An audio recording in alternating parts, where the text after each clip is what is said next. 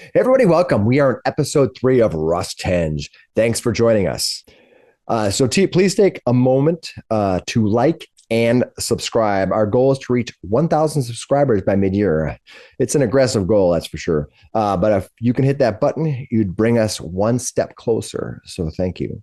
I wanted to give a quick shout out to one of our viewers, Tasman, who gave me some very helpful tips on how to use Foundry. So thanks a lot. I appreciate that. Hopefully it will help us have a smoother time as we go. We've been struggle busting a little bit on as we hit certain bumps where we have to figure things out. And I'll provide a better experience for everybody watching. If you have any helpful tips or anything, please let us know below. We can always use them. Finally, Graham is going to make an appearance in Minneapolis. Graham, want to give us some more information about what your appearance is going to be? Yes, my lovely and adorable wife and I are featured musicians at MiniCon, which will be going on April 2nd to 5th at the Doubletree Hotel in Bloomington, Minnesota. So that's just south of Minneapolis. Excellent. Very and cool. if somebody shows up there and they're going to look for you on the agenda, what would they look up? They would look up Becca and Graham Leathers. All right. Or the Bards at Large. So we'll be headlining the music stuff.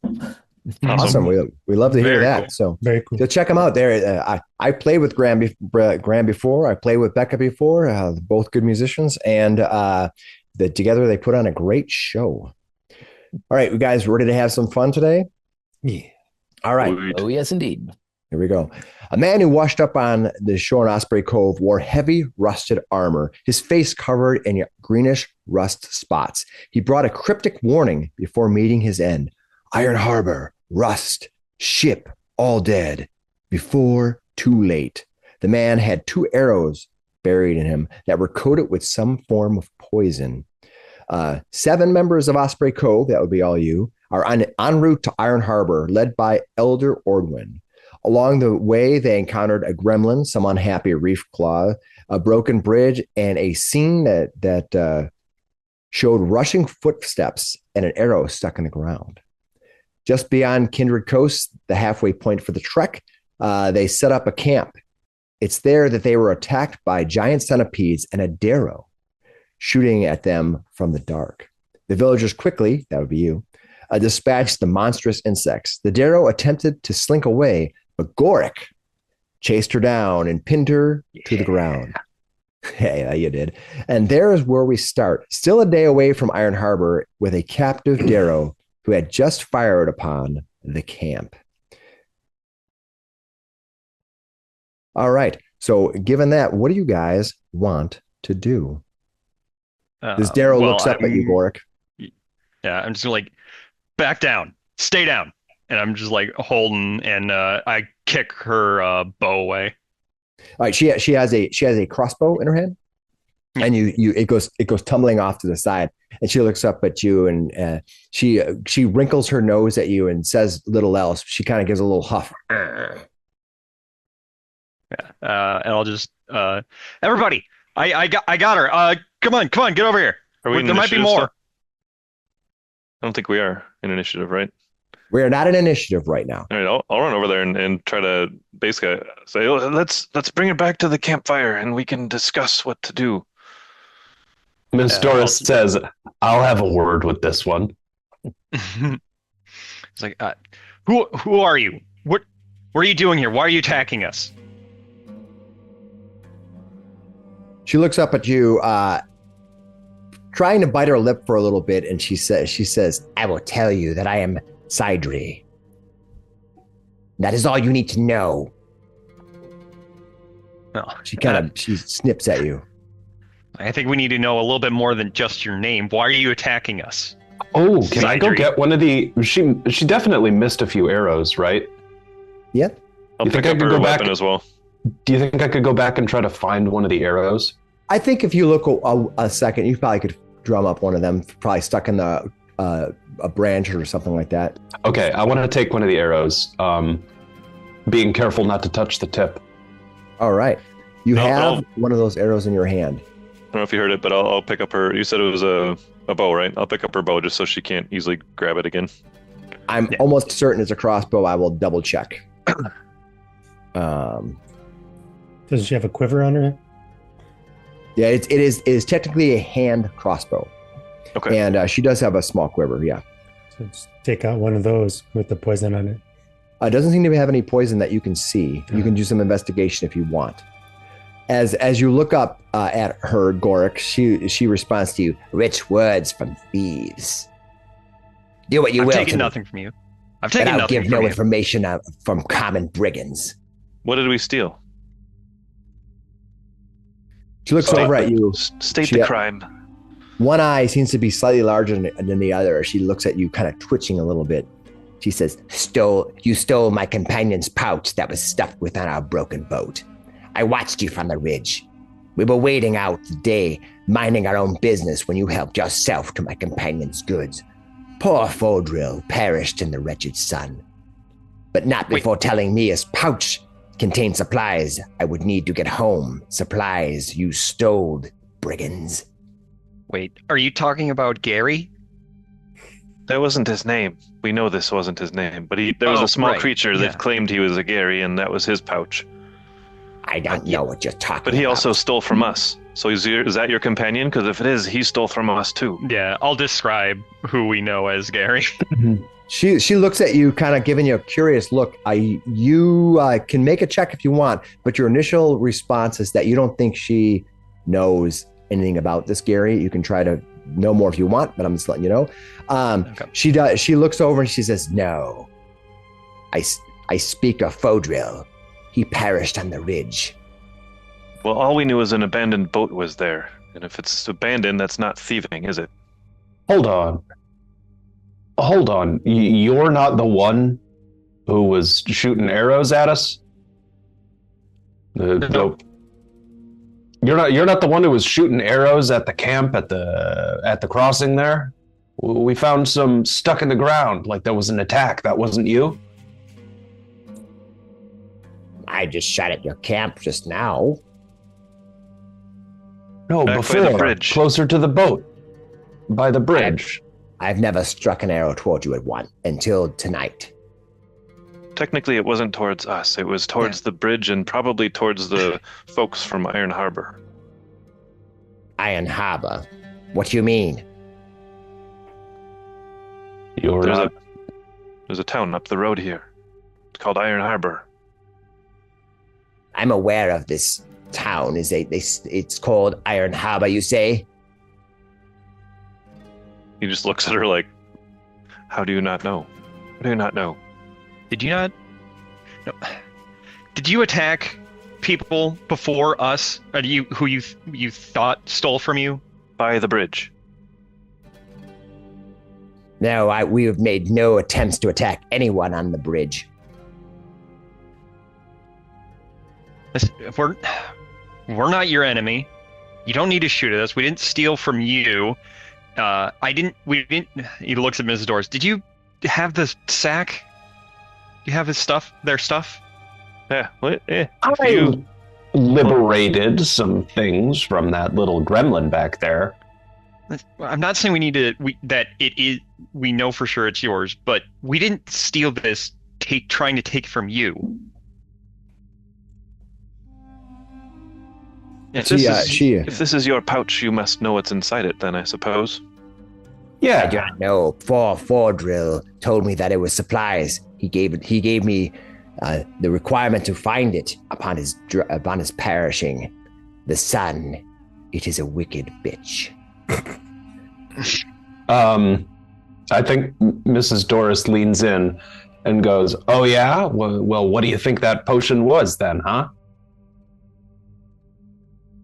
Potion? So there was a potion inside the bag. So you don't even know what's in this bag. I'm calling bullshit on you, pal. You might be the brigand, trying to tell us that we're thieving. You're the one who's trying to thieve right now. You did try to kill us. Classic brigand activities. Maybe we should have just killed you, but here we are talking. Lots of words for brigands. He shakes his head. Yeah, well, you're glad you're only getting words right now, pal. Well, do what you will to me. I seem to be at your mercy. Yeah, so why don't you stop trying to get at my pouch? What do you know about this Iron Harbor? Have you spoken with anyone from there ever? Have you met anyone from there?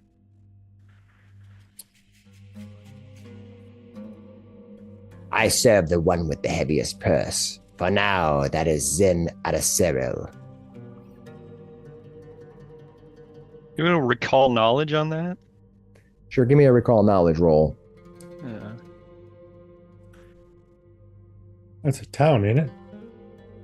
Zin Adacero is the capital of one of the two dividing parts of New Thassalon. And Zin Adacero is where Belimarius, the Rune Lord, his capital was. There is actually a ruin on this island that is ancient. That is where the old location of Zin Adacero is. That's about from Osprey Cove. It's about 20 hours away from you. That was long abandoned. Zin Adacero, on the other hand, was a capital that was lost in time. You were told this by Vanus.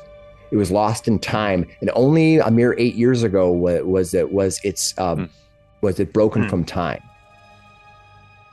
So that's what Zin Adacero is, the capital of one of the two factions of New Thassalon, and controlled by a rune lord, Belimarius. Did you say there's a rune about 20 hours away? Yeah. It's a rune about like RUIN. Yeah. Yeah. Right. Okay. Versus RUNE, Rune Lord. The Rune Lord, yeah. Yeah. Maybe they also like ruins, though. Yeah. So yeah, that's so when this creature is telling you that they serve Zin Adacero, they probably mean the new or returned Zin Adacero, or some faction that's controlled by the Rune Lord Belimarius. But they're not even on this island. She looks up at you and she says, "Neither was I. The ship, my boat, it landed here during the storm." What are you here to collect taxes? You don't look like much of a sailor. What were you doing out in a storm? Crashing on the shore, mostly. What happened? Was there just a storm and you lost track of your rudder? I am not a sailor. Poor Fordrill was the sailor. I was merely accompanying him. We blew off course. And certainly you've seen a storm before. Was there anything weird about it? Yeah, this may sound strange. Did you see things rusting around you, maybe? Rusting? She thinks for a moment and she says, "Well, I did recall seeing a rusting armor man." You saw a man in rusted armor? Yes. Well, now you're going to have to tell us more about it. Where did he go? Where did you see him? What? You don't just see dudes floating around in the ocean all the time. Not in the ocean. He was walking the trail. Walking the trail? Yes, while we stood upon the ridge. From where to where? Which direction? She thinks for a moment, and then she looks at you and she says, "I am not sure of direction. I am not sure about this isle." You do know that from your recall knowledge from last week that the Darrow are extremely allergic and take probably heavy damage from the sun. They probably don't know how to use direction sense or things like that with the sun. She might be lost in some way. But she will add, "His armor was covered in rust and he carried nothing. else of value that we could see. He was babbling to himself as he walked, we think. A crazy human with nothing of value is not a profitable target. Besides, we had just pulled ourselves to shore, chilled and drenched. We were in no condition to take a prize, even if it was worth it.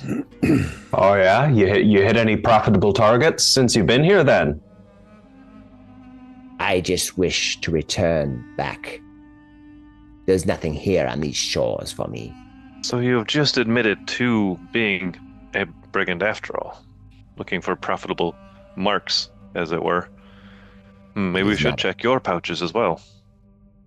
She tells you, my pouches are yours to check. I do not have much in the way to stop you. She looks over at her hand crossbow being pulled away, and her quiver had been drawn off her. Well, let's see what you got then. All right. Rummaging through her pack, you can see that she has on her a hand crossbow, a club at her belt. She has some rope on her, which she may have used to climb up and down the ridge that she was talking about. She has an odd tool kit and a small vial, probably of poison. It's easy to tell. You can see that this toolkit, by examining it, you can see that it's a healer's toolkit.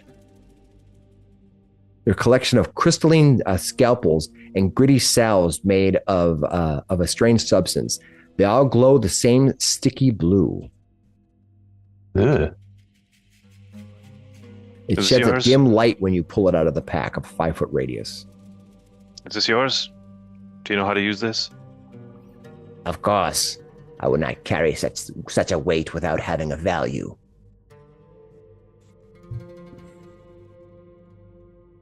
Well, seeing as how I think you owe us a little bit for attacking our camp, I think we'll just relieve you of this poison and the crossbow.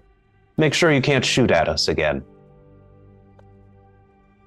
She wrinkles her nose, one eye slightly bigger than the other. Her mouth strategically biting her lip as she wants to say something in return, as she watches you draw the poison out and slide it into your sack. I wonder if that's the same poison that was used. I'll pass it to your character, Mrs. Doris. I take the bolt that I picked up from the ground that she shot at us just earlier, and I go to point it at her throat. Well, this isn't covered in poison, you said, right? So a little scratch wouldn't hurt, right? I try to intimidate her with the bolt. I'm going to make sure it's on your character to make sure we did this right. Yes, I'm transferred to your character. I apologize. Say that one more time. Oh, I want to... I picked up a bolt from the ground from her attack earlier, and I say, oh, well, you were carrying poison, so... Are you sure there's not a poison on the tip of this bolt? And I go to, threaten to, cut her throat with it. I hold it to her neck. She's clearly nervous as you move the arrow up to her throat, the arrowhead up to her throat, and she looks down at it, and then she looks up at you. Her eyes completely milky. She has no irises. It's just pure white. And she stares up at you without responding. Oh, well, maybe it is poisoned. Maybe you put something on this one. We did feel poison in camp, did we not, when we were attacked? Yeah, you think that there might have been some repercussions to an attack? Well, it looks like you were the one attacking at the... Can we... Sorry. Can we check the bolt? Attacking there. Yeah, we got hit with, one of us in our party got hit, or a couple times, I think, with bolts that were we think were probably poisoned, right? So can we just look at them? Do they look like they were to match her crossbow bolts? You can give me a crafting or a medicine check privately to me. All right, I'm gonna pull them out, and I'm just asking somebody to look at them. Look at this. Sure. Are they the same ones right here? I'll look at them. Just a straight up medicine check? Yeah, that'd be fine. And since we're investigating a little bit, Where'd the one go that was by the bridge? I think we grabbed that as well. Mrs. Doris, did you have that? The one that was by the bridge. All right, Brock, as you look at it, you see... I don't think I picked up a bolt from there. Brock, as you look at it, you see that there might be something on there, but it's difficult to tell. It was on the ground, and it could have picked up some mossy substance. You look at it, you're not really sure. But do the bolts match? Give me a crafting roll if you want to do a comparison. They're both the bolts that were fired took damage, so you certainly can give me a check to do a comparison if you want. Oh, me? Yeah, you want to compare it against the one that you found in the ground? Sure. Is that what you're doing? Yeah. I thought the one at the bridge. Is that what you want to do? Wasn't that an arrow? Yeah, it was it was an arrow I described in it the as such, but you never really investigated. You just picked it up and stuck it in your pack. That's what I thought. It's not.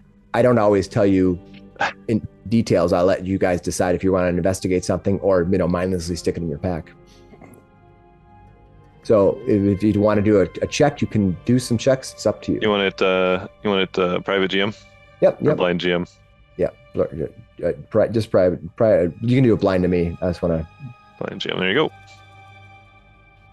Yeah, I'm comparing the one by the bridge to the one she has. As you look at her hand crossbow bolts, they're bigger than you would expect. You would think a hand crossbow would be kind of short, like almost needles, but they're not. They're long. And then you pick up the one that you found on the ground next to the bridge, and they look to be very similar to each other. You'd be surprised if they weren't not made in a similar fashion. They might not have been crafted by the same person or even the same set, but they were kind of have the same, almost like size and characteristics. Yeah, characteristics. Okay. Did your companion also travel with a crossbow? A hand crossbow like yours? Yes. Fodril, you say. Where is this Fodril? You could find him on the ridge. I think Fodril is no longer with us. Well, these look the same to me, and I think that either you or him fired upon somebody near the bridge. And if those are the people from Iron Harbor, that doesn't bode well for you. She just looks up at you, not saying anything.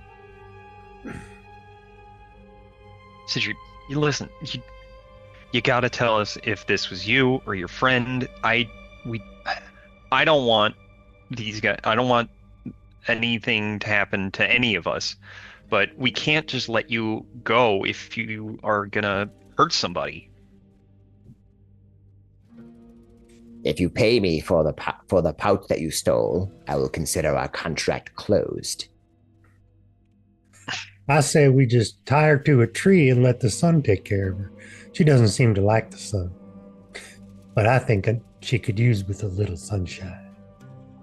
She smirks at you and she says, yes, this one here would do well in the Darklands, sinister and without mercy.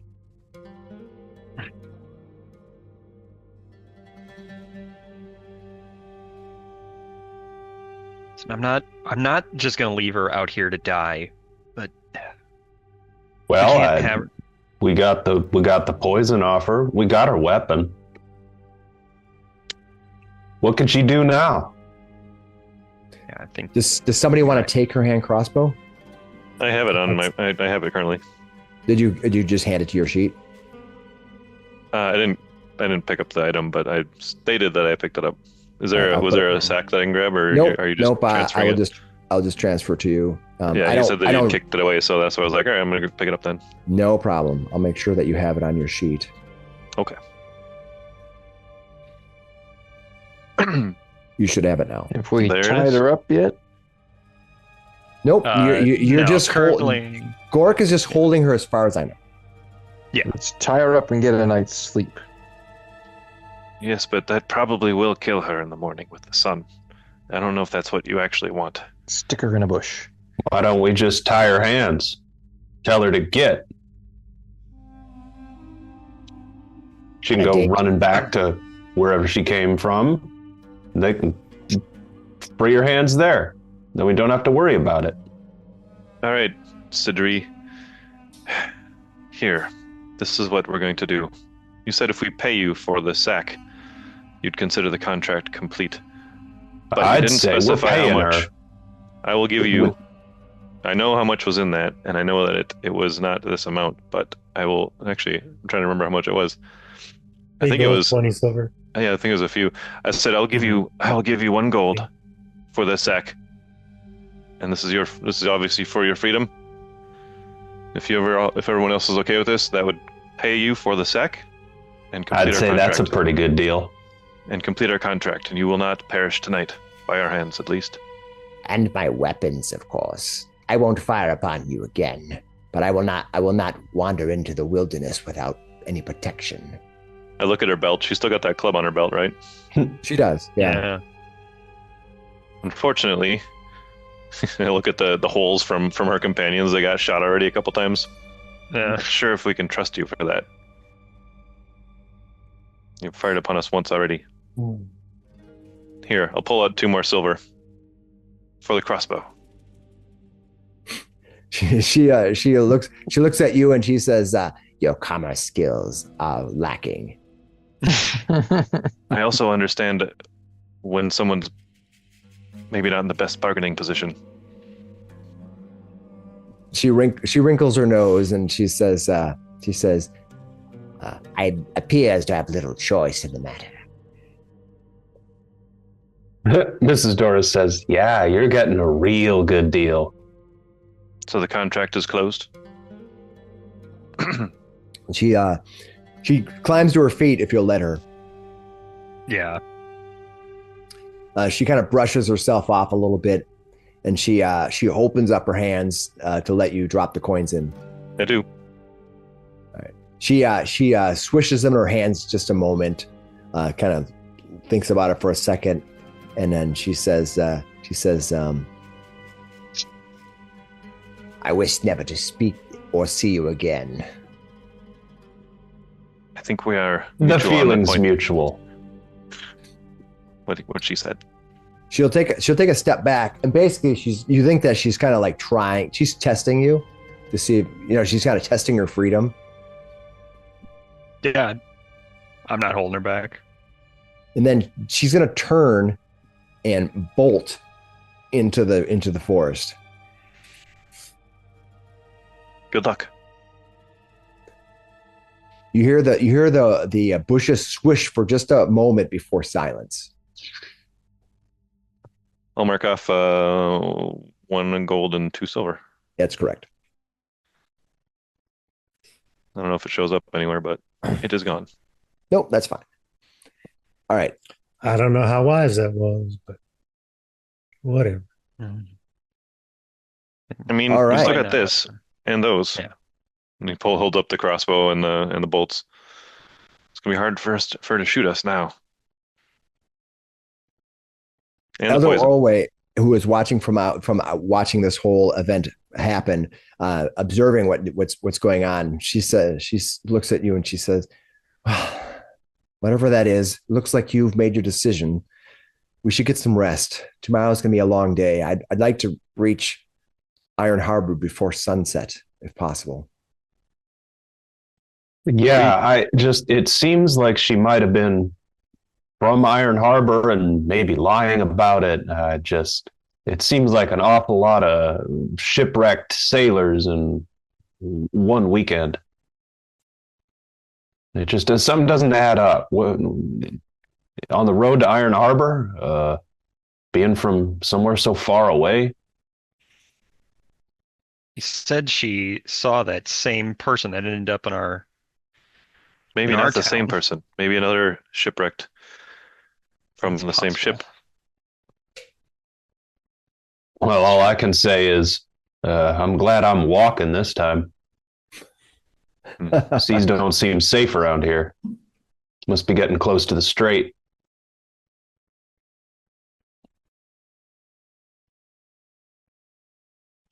All right. After you return back to your fire, and you have some calming talk as people obviously need to wind down after a clearly interesting turn of events that you weren't quite expecting.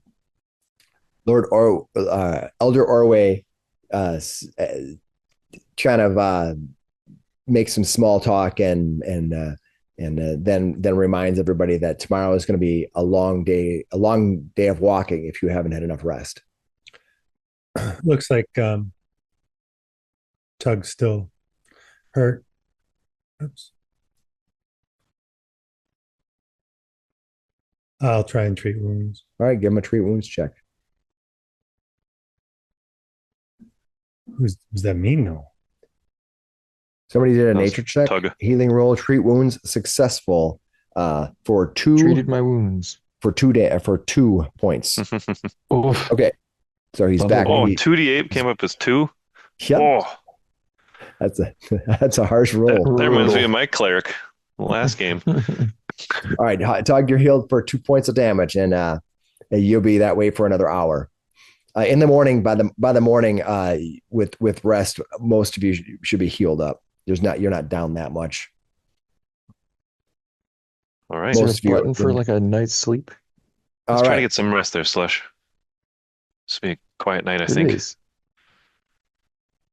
All right, as the rest of you figure out what you're going to do for watches and try to get some rest, you all eventually calm down and are able to drift off to a nice, relaxing evening under the clearer skies. No sign of bad weather over tonight.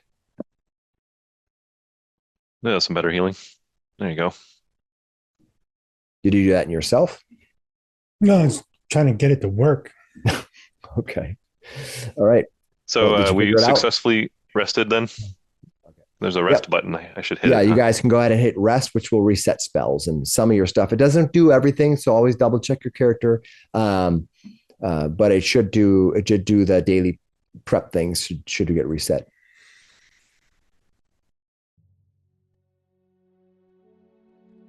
All right. Cool. All right. Let me as the next day. All the lights go out. Yeah, the Let next it end. day. You wake up.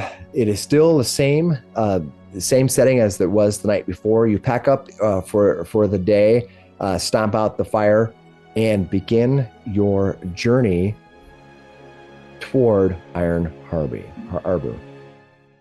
All right. I'm going to do detect magic.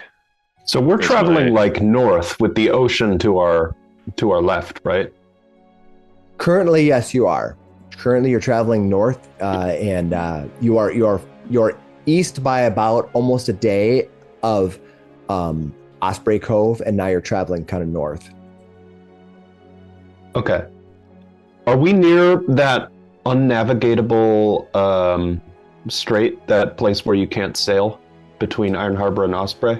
You've kind of already passed that for the most part. That reaches out basically to the point of the crossing, which you turn when you turn north. You've kind of left that behind you. You saw some remnants of broken ships and things like that have broken on the shoals, but for the most part, the seas that you look over to your right as you're going north, and you see the ocean. They look much more open, less rocky than they were before. I'm still going to keep an eye out on the ocean. I'm wondering Absolutely. what the heck is out there. That rusted a whole ship, apparently. Yeah. Yeah. All right. You travel across the day. Unlike the previous day, you see less interesting sights as you journey north. You find yourself walking across the top edge of a cliff. The cliff face below you shifting from anywhere from 30 feet to 70 feet down to a rocky beach. Clearly, there is no harbor or anything at this point because it's just too dangerous and too difficult to travel. You find yourself climbing back uphill, whereas where at the crossing you're at the lowest point, you find yourself walking up again. By midday, with a little bit of aching legs, you take a break, have some lunch, and regroup for the final leg of your journey toward Iron Harbor. About an hour or so past lunch, you are steadily heading down hill. You find that the cliff itself breaks into two parts. You can go up over the top part, but it looks very rugged. The path that you're taking kind of drifts down, and it's still on a cliff, but the cliff breaks apart, almost as if it was broken over two different times in its lifetime. Just a natural occurrence.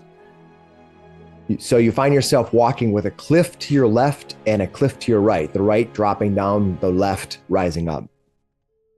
You can see that there's trees that look overhead. So it looks like if you were to travel up there, it'd be almost like walking through heavy woods. This is the much clearer path. Down below, down the below of you can see the ocean rising up and down. It would be soft beach, rocky beach. So you're probably on the easiest path. It's at is anybody doing search or defend as their exploration activity?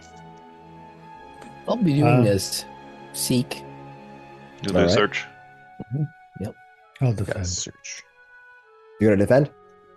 I'm doing detect magic, as I mentioned. Is there anything magical? Nothing is magical right now. You do see the glimmers of magic that are coming from a few people have pendants that were given to them over the course of their before they took off on their journey. Your journey, you were each awarded. Some of you were awarded pendants. Those have a faint glow of magic to them. Need to affix that. All right. Nice.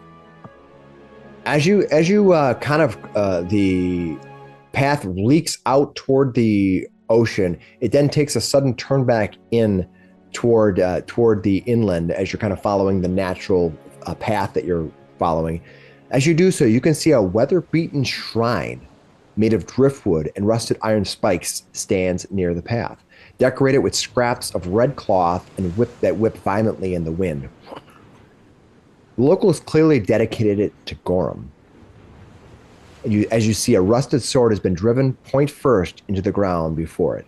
Propped up against the shrine is a tricorn-capped man with a goatee, eyes closed, his leg extended with a metal hook through his thigh. Oh. A worn segment of rope lays beside him.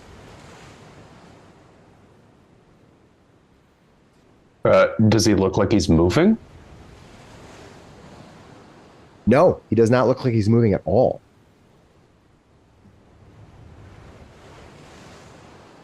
What do you think you want to do? That's weird. Are you guys seeing this? Yeah. That's a weird shrine. This guy's in the shrine? Nope, That's definitely not how you worship Caden Kalian, that's for sure. I will go up and check his pulse, see if he's alive. All right, I'll bring the map up. As you're walking up, I think I'll holler out, "You there!" See if he All right, jumps. you should all be on the map. You begin walking upward. Does he do anything when I holler that? Yeah. Yeah, as you holler that, you see no reaction from the man. He's sitting there with his eyes closed, kind of maybe head down a little bit. He's got a tricorn hat on. He's kind of looking down, his leg extended out. He has some kind of a hook or barb or something through it. I'm gonna go check his pulse. All right, as you walk up to him, give me a medicine roll, and you can just make it public. That's fine.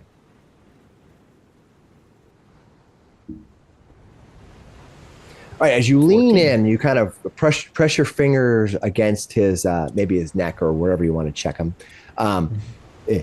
Suddenly, he flinches, almost as if like you surprised him when you touched him. Mm. He looks up at you and he looks up and he says, "Hey, who are you?" Call me Leo. We saw you just lying here. Just wanted to see if you were all right. Looks like you're hurt. I got him, Steel. I certainly am. He I'll looks call down Brock at his over. leg and he says, your perception is without reproach. I got within 30 feet. Is he doing anything magical? Not that you're detecting right now. Okay. How about the shrine? The shrine that, according to your vision, does not emanate any magical auras. What happened to you? Clearly I've endured our Lord of Iron's test. Why else would he have washed me up on these very shores, where this monument of greatness stands? He kind of touches it, almost smiling a little bit. I would have appreciated not having to climb the rocks to get here, but nature's a bastard of a foe at times.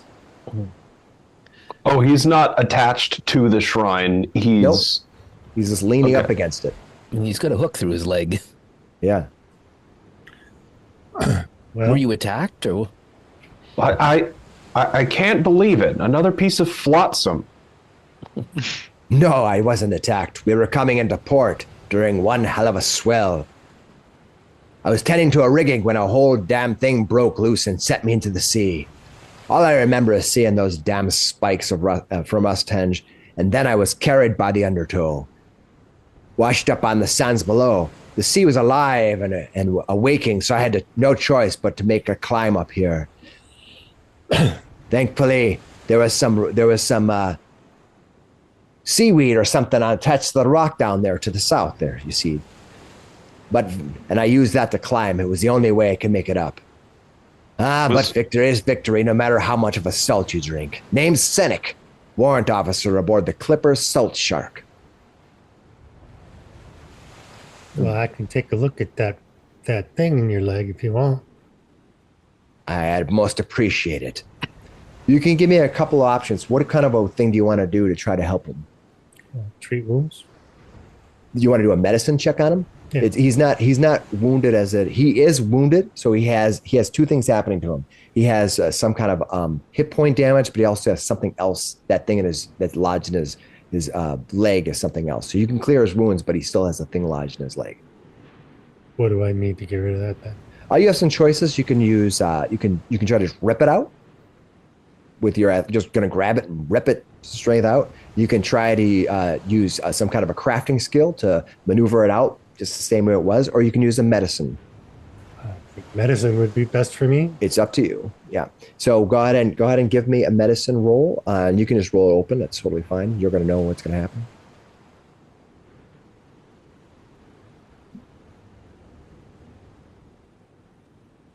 Not 16. bad.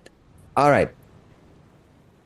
So describe to me, this thing is kind of a hook, and it's got a metal barb, and it's got so it's a hook that kind of ripped through his leg, and it's got a ball at the end. Looks like it probably attaches to a rope. Might be a rope that's carelessly laid next to it. Why don't you describe to me how you pull this thing out of his leg? I have a repair toolkit, and I'm a sailor, so I've seen hooks before. Could I try to help by using one of my tools to help remove the barb? Absolutely. So what kind of aid do you think you want to give him? It's like if you got a saw off at the ball there. Yeah, I suppose I might have some kind of saw or cutter. Sure. What kind of check do you think that would be appropriate for that? Crafting? I suppose I'm going into my shipwright tool bag. Perfect. Why don't you give me a crafting roll? You can just roll it open. Say, Senek, have you seen anybody remove these from a leg before? I'll come back to you in a second, Nate. I'm gonna we'll close this part out first, and then I'll Yeah, he's gonna be dead after this though. Yeah, he So I'm might trying to be. talk to him while they're trying to figure out how to do Tell this you what, sawing here. If they kill him, I'll let you answer the question before he perishes. How about that? All right, Sounds so good. So go ahead kind. and give me a crafting check, Mrs. Doris.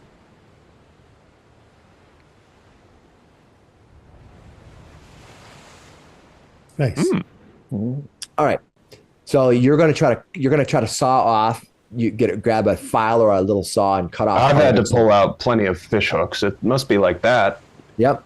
Kinda does The sound two like of that, you, the two of you work together. Like you said, you're having him saw the thing off. You kind of hold him. He kind of winces. You're trying to keep him steady. And you can see as each time the saw happens, it's moving a little bit, and he's just like, I'm sure it's not. he's just biting. He's just biting. His, I grab it like Gork's in a the stick corner, and shove it in his puking his mouth. guts out. Ugh. As you do so, he kind of at the very end, as it pops off, he lets out a kind of a. And as the thing comes out, I'll yank. I'll pull the thing out. Yeah. He's like, oh, my steel. And when he does so, your roll was good enough. You seem to you have extracted it. It seems like it's injured now. He just happens to be probably just injured now.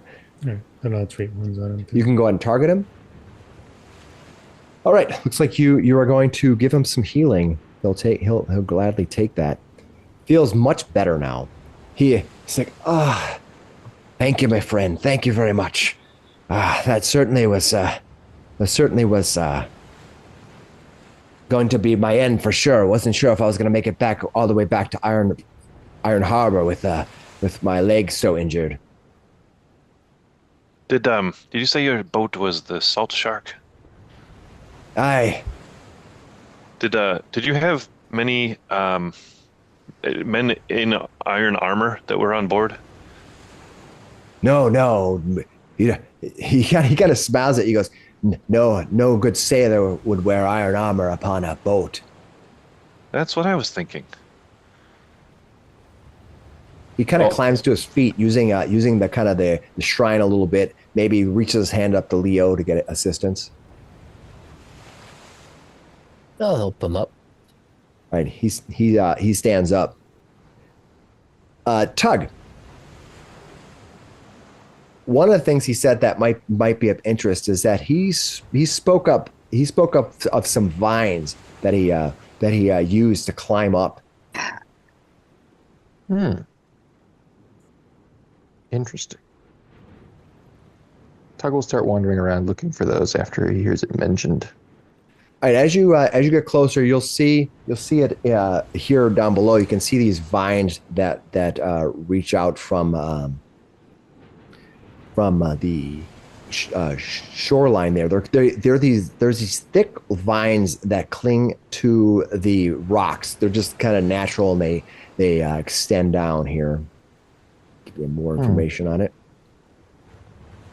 These rope-thin vines that creep across the seaside cliff, they twist themselves into tight knots, and it seems that this type of rope, this type of vines themselves, would make for a good rope in a pinch, and can be used to craft excellent rope. Oh, there's nothing that you left down there, is there? Otherwise, I might be taking these. He looks. He goes, no. He says it was all I could do to keep my hat. Tug will get his. It certainly is a sailor's hat. Are you? Have you been on the seas long? He says, "Oh, as long as I can remember." He tells you. Well, Tug, then, are you gonna try to rip that? Are you gonna try to take an example of that? what capsized such I'll a? reach down with my clan dagger and try to get some of that. Okay, sorry. Go ahead, Mrs. Doris. She asks the guy, what capsized such a seasoned sailor then? Didn't really capsize me. I think the boat was fine. Just broke away part of the rigging, and I went into the sea with it. Just an unlucky day then. How long have you been out here anyways? Are you hungry? I was hoping you'd ask, but I didn't want to impose. I think Mrs. Doris starts preparing one of her rations, like an extra lunch, and she goes, "Well, I've got extra food, but I've only got enough for the crew. So, what do you say? Why don't you tell us a little bit about your ship and Iron Harbor? We're not from around here, and it'd be nice to have a friend." Let's see here. Did you say he wasn't from Iron Harbor? No, he didn't say either way. He okay. He said he was traveling into Iron Harbor. he says, "Oh, I come in and out of Iron Harbor here and there. I've been there maybe a half dozen times. Not much to say, really. Small, little, nothing village. They do some trading in weaponry. Occasionally, the captain will stick his nose in to see what that he can find. But I think he was more or less heading to the harbor to try to get out of the storm." Do they have a big port? Big enough, yes. I think it can hold. He thinks for a moment. Last I knew, it could hold 5 or 6 big ships. Is that of comparable size to what we would have in Arktown? No, you Osprey Cove could maybe hold 2 big ships and maybe a half dozen smaller vessels at the most on its docks. So you think that the port, these wise, was probably bigger. Mrs. Doris says, "Well, who's your captain then? Do you think did he make it? Where's the ship?" Well, I'm assuming that he did. When the boat seemed to be heading into the harbor, I knew we were getting close because I could see good old Rusthenge. Well, Senek, was it? You'd put in a good word with your captain, right? I've been known to sail the seas a little bit myself, and it's always good to have friends in the cabin. He smiles and he says, "You've certainly been a friend to me." So, what is good old Rusthenge? He kind of looks at you for a moment, almost like surprised you said that. He goes, "Oh, it's a point on the island that goes into the bay. There's some spires of metal. They've been there for as long as any sailor's known, mostly used as a landmarker to find Iron Harbor, because coming around the northern port, you could easily miss it. It's just some metal spires. Who knows how long they've been there. They call it Rusthenge. I don't know why. That's what they call it." Well, say we go into town. Say we go into town and we find your captain, and we want to let him know that you're all right. Do you have anything we could give him to prove that we helped you out today? And I'm still cooking his food. I haven't given him anything yet. He says, "Well, you could. I could have just accompanied you to town. It seems like I can walk again now. It seems like my leg has been healed up." He kind of stomps on a little bit. That sounds great. I mean, it's good enough. I want to give him a once-over. I want to see if he's carrying any weapons. All right, give me. Why don't you give me a perception roll, a hidden perception roll?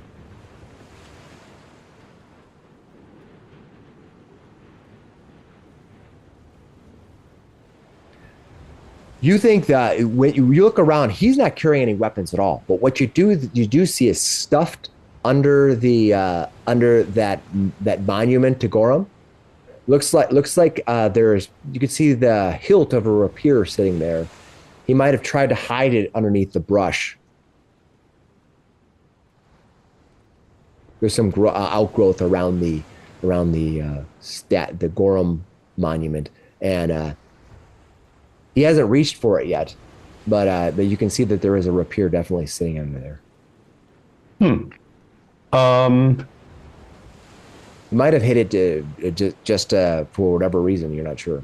I guess in that case, Mrs. Doris asks, you washed up here. I guess there's no reason to stick around. We can head up to Iron Harbor, find your captain. There isn't anything else you have with you here, right? He says, "I just got to get my weapon." Well, where's that? I didn't see anything on you. He says, "I just stowed it. I just stowed it here so I could get in case anybody with feely hands tried to get near." He reaches and grabs the rapier. It's in it's in a kind of a sheath, and he just grabs it. It's got like an over across the breast, kind of like a banner. And he kind of bandolier. Yeah, he kind of puts it on, and he says, "Now that my legs work, and I can probably use it again." Well, just be careful with that thing. No, nobody wants to hurt their crew members, right? He looks over and he says, "Looks like you're all armed. You'll probably be fine." Well, good to meet you. My name's Mrs. Doris, and I'm the lunch lady here. And if you want to eat good, you just stay close to me, and I'll help you out. And I give him the rations. All right, Chug, you go over and you're trying to extract that sample. Is that correct? Yes.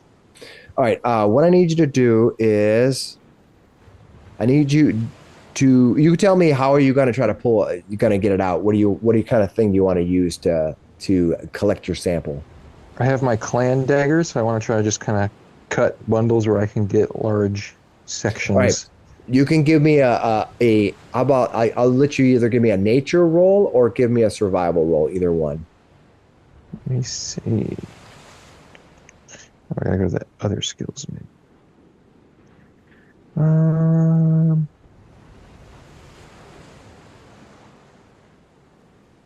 While you're thinking about that, Nate, your camera slid down and we can't see you. Thank you. All right. So nature here. That'll be the best one. All right. Give me a nature roll. Just give it. You can just roll it open, and either way, it's fine. All right.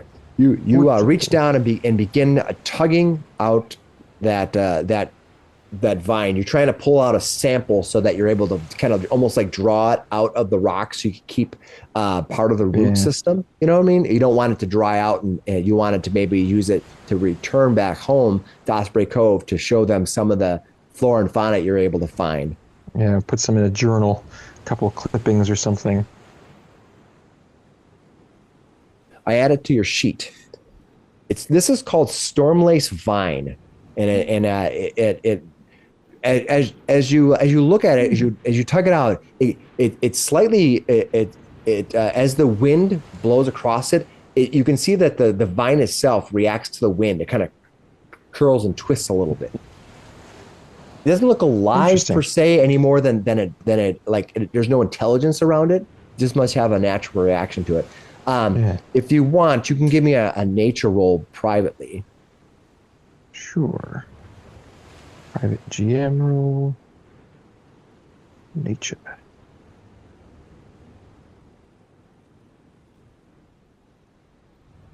All right. You know that the stormlace vine, that it twists themselves into tight knots as some kind of a barometric pressure change. You think that this thing, more than being a rope, might be a help signal the changing weather, maybe help you with determining weather. You might be able to use it in some. That's fascinating. Ways to help you. It's interesting. Instead of like stuffing it in his bag, he'll notice that property and just kind of like rope a harness around his chest with it, and so it kind of dangles a little bit, so that if it does want to coil up on itself, it would be apparent. Sure. Yeah, you have it. I added to your sheet. Don't leave it around your neck. Yeah, he's like, he ties it tight. Like, I'm gonna tie it real tight around my neck. Oh, jeez. All right. I'm going to have Tug and Brock and Mrs. Doris, all three of you give me blind, GM blind perception rolls, please.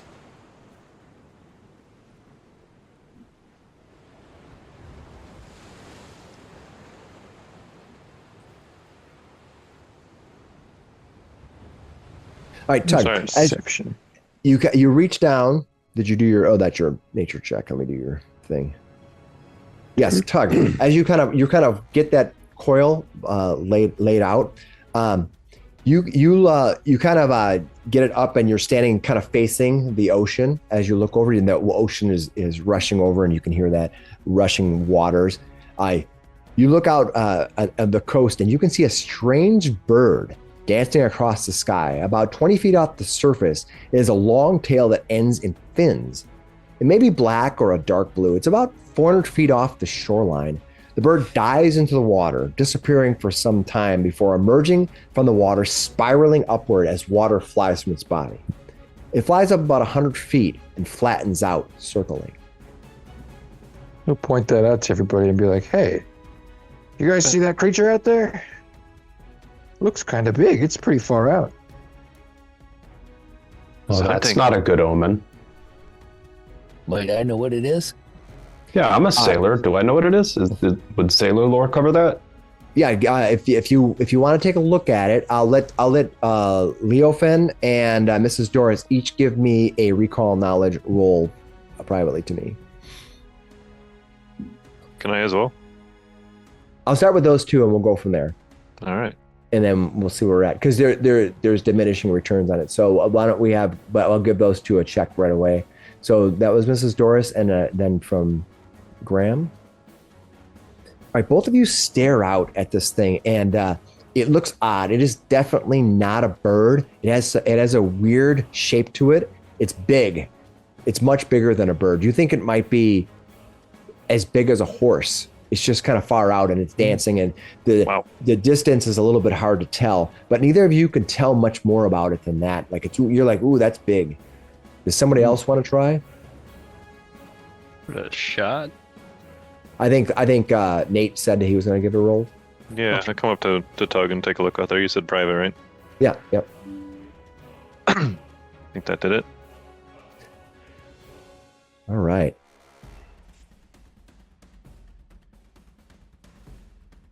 All right, Goric, as you look out, you can see this is not a bird at all. Its entire body is covered in blue scales that cast rainbows as the sun strikes it. From this distance, it's hard to tell, but you're catching it. Its long neck ends in a lizard-like head, and its two legs end in strong talons. Oh no! This is a mountain drake. It's kind of a hybrid of a sea drake that's known to inhabit the islands of the Ironbound Archipelago. Unlike other drakes, mountain drakes are far more animalistic. They don't speak a language, which most drakes do, although some can understand Draconic. They are voracious hunters, especially in the spring when they are feeding young. They have been known to attack caravans, although only when they perceive a weak member of the group that would make for an easy meal. Your knees quiver, knowing that if this thing attacked you, there would be little that any of you could do to defend yourself. Yeah, I'll just be like, guys, that is not a bird. We need to avoid its notice immediately. Let's get into the cover of the trees. Undergog said there might be something like this. All right. Yeah. Well, he also said they don't like fire. Mm-hmm. Yeah. Listen. Well, I don't like having to over... fight things with fire, so let's get a move on. Yeah, if that thing gets over here, fire isn't just gonna stop it. We need to get out of here. I don't know if we can take it on our own. There's some choices. Do you want to try to hide it and weigh its weight out? You want to try to move fast away from it? You got to tell me what you guys want to do. What your action is going to be. I asked Senek. I think we could get up the cliffside, 30 feet. Well, Senek probably can't walk very good. That's true. How's that batch job holding up? Can you walk? Can you climb? Technically speaking, he still has a hindrance for the rest of the day until he gets healed. But he is able to walk. He has had limited motion. Well, we're not going to move very fast with our new friend here, so we should maybe just hide. All right, I'll hide. What do you think, Elder Ordwy? Elder Ordwy says she's going to lean in, and she's going to. The closest person is Mrs. Doris. She's going to lean in, and she says, I know that our friend seems nice enough, but with his limited movement, we might not make it to Iron Harbor in time. She kind of struggles because you think that she wants to be helpful, but also she doesn't want to delay the journey that's already proved to be dangerous. She looks at you and she says, "What do you think we should do?" Doris goes, "Well, the closest way to a man's stomach is always been through his heart." Or vice versa. And she No, looks at your wait. dagger and she says, "What do you mean?" Oh, no, wrong way around. No, the closest way to a man's That's heart awesome. is through his stomach. And we just rescued him from the ocean. We rescued him from starving. He owes us now. And if we go to Iron Harbor and we have a guy who says we saved his life, and his captain's there, and maybe he knows some people in Iron Harbor, that's an in. That's one way we can show up and have something to use. Also, are you guys talking privately? I say that, I mean, I try to include everybody. So Yeah, you I think can Doris hear. is trying not to be heard. He doesn't want. She doesn't want Senek to hear. her Caitlin, give me a talking about perception. this. If you beat a 15, you can hear it. We'll say that. Got it. The winds are rustling, so it's very possible you could hear it, and Senek wouldn't. Pew. Nope. I'm hiding. No, you didn't pick it up. That's fine. I'm avoiding notice behind this bush. Yeah. Nice. All right. So Elder looks out at the sea and she says, "That is dangerous. What is our plan?"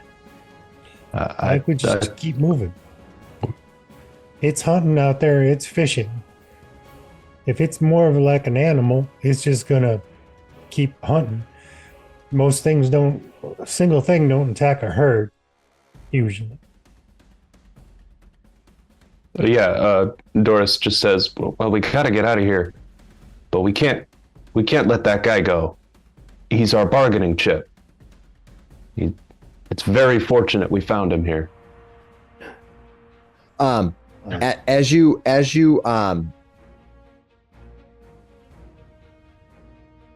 let's see, where am I at here? So would healing him make him go faster? Like magical healing? No, he's going to rest. He's basically he has enough Fatigued or fatigue. Yeah. So I mean, he's like, gonna- we are also going at half speed the whole time. So if he doesn't do anything else, he's probably going to be going the same speed as us. Mhm. Just tell him not to slow down any further by trying to detect magic or seek stuff. Right? Yeah. All right. As Tug is keeping a lookout on the ocean, he can see this drake thing fluttering back and forth. It starts easing toward shore slowly. It doesn't seem to be coming directly toward you, but you can get a good look at it. Ooh. Dang. Yeah, I think we should make haste, everybody. It's probably large. Thing You're is getting thinking closer. it's probably as big as a horse, with not including the tail and wings. Ooh. All right. I will have my bow at the ready. I'll follow the leader here. Trudge All right, on. you go ahead and gather up and begin moving down the coast. Elder Orway recommends that as she stares out into the sea that you move quickly. All right. Yeah. And we Let's- can move quickly. All right. You quickly travel at least out of the area. It doesn't take long until finally the drake falls into being nothing more than a distant moving speck in the sky. It never found you, or never saw you, or maybe it wasn't interested in you, whatever the case may be. You travel a good part of the rest of the day. It gets late in the afternoon. As you find yourself on the downhill slope, you can see in the distance small smoke trails heading up, signs of a nearby group of buildings or something. you're traveling along the top edge there. You find that this area here is full of these harsh rocks that lead down to the shore. Here, the lands tend to be almost more rough than the area you just came from, as if the storms themselves beat away the shore, stealing one centimeter a year, maybe just kind of ripping it away and withdrawing it back to the ocean to reclaim this island one sliver at a time. Kind of beautiful. It is fine. Finally, you find yourself coming down a almost like a steady cliffside as it's coming closer and closer to the ocean. In the near distance, you can see a town coming into view past the haze. The sun kind of squinting past you can see little buildings in the distance kind of popping into view. You see a sail of a very large ship that's green and yellow painted in some ways. You can see it off in the distance, still too far away to make out details. You find yourself nearing toward town. Is that your ship? Says the Seneca. Seneca takes a squint and says, no, that's not it. Finally, as the last bit of the shoreline kind of weeds down to maybe 10 feet of a drop to the sea, you find yourself approaching some sort of wagon. Standing beside the wagon is a woman. She has a heavy two-handed sword on her back. She's wearing heavy armor, and she seems to be leaning up against this wagon. She is looking at probably a book of some sort. And at first she's not paying attention, but as you get nearby, come down into the ravine toward where town is. You're just outside of town. You can see the town in the distance. She lifts her head and turns to face you. I'll bring the map up. As the rest of you, as you approach, she is this guy coming with the sailor? Yeah, I can bring him to Seneca. I'll have him with you. We don't need to put him on the map today, but I didn't draw him in. But okay. he's coming with you as well. Seneca is with you. Mm-hmm. See if I can bring his marker out if he's easy enough to find. Here he is. There we go. I'll bring him out. Hey, Yay! She looks up. She takes a step forward onto the road, and she doesn't draw her weapon or anything, but she sees she kind of folds her arms, like looking and tilting her head at you as you approach. I'll wave. I'll just do sort of a friendly howdy. Yeah. She doesn't wave back. She stands there almost statue-like with her arms askew. Her sword, the hilt of her sword, kind of showing you that she's not violently opposing your approach, but she is calmly showing you that depending on how this goes, this might not be going in your favor. And what are y'all gonna do? Elder Orwin says, "Oh, look, a local." Looks like a guard. I make sure my weapons are away. Stowed. Yeah. Yeah, and I want to say, well, hello there. Did the storm knock over your ship too? Seneca kind of calls out to you, hopefully not loud enough for this woman to see, but he says, "I think that's a Gorumite." A what? What does that mean? They're priests or followers of Gorum. They're all over the Iron Harbor. They have this big stone building they live in. Do I know if they're particularly militant towards non-Gorumites? Tell you what, why don't you give me a recall knowledge here, private to me. You got it. This would be a society roll. There you go. As you look at that, you know that Gorum is heavily militaristic. He's a battle god. This woman might be extremely dangerous. She might not be easy to deal with. That's all you're able to extract from it. All right. Yeah, she might be dangerous. Be on your guard, everyone. She's waiting calmly. She seems to take no action other than standing in the road. The horse, on the other hand, decides that now is a good time to feed on some grass. Is your wagon okay? Can we help you? You're gonna call out to her? Yeah. She calls back to you. Where do you hail from?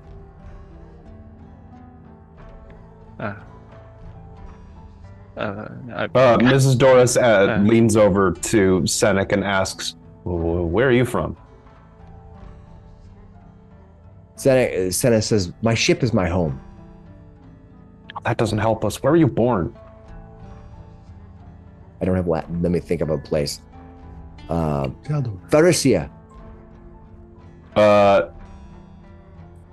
Great. Okay. We're buddies. We've known each other for a while, right? Cool. And Miss Doris goes, "We're from Varissia."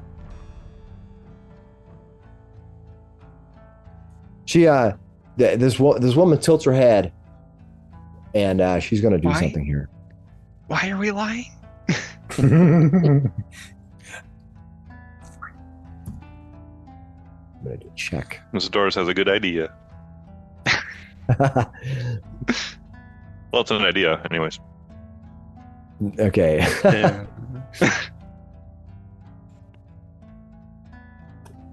I'm trying to think how I need to do this. 1 second. With Iron Harbor? Yeah, I thought we were coming here to make friends. Oh, I see. This is what I have to do. I see. I do that, and I click on her. Brock just shrugs. I don't know what you guys want to do. But Leo, you should hang back. All right. I was kind of slipping behind here.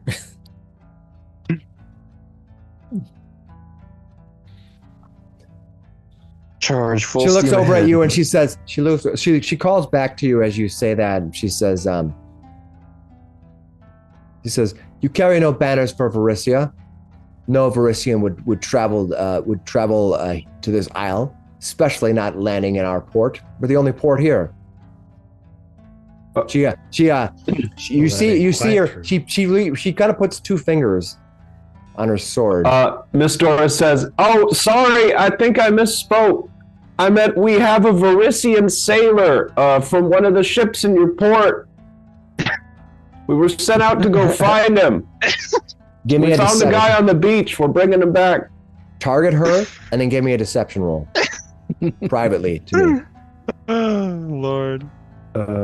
Perception or a deception? Deception. If I said perception, I'm sorry. I meant deception. Where are we? Oh, if I had meta already. Sorry, I'm not quite used to the. That's okay. It's difficult sometimes to remember how these things work. Okay. Did you target her?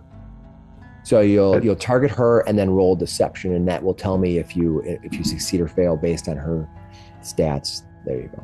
Did that?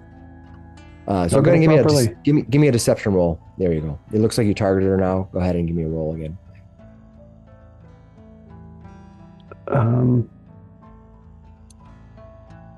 Those are just the actions.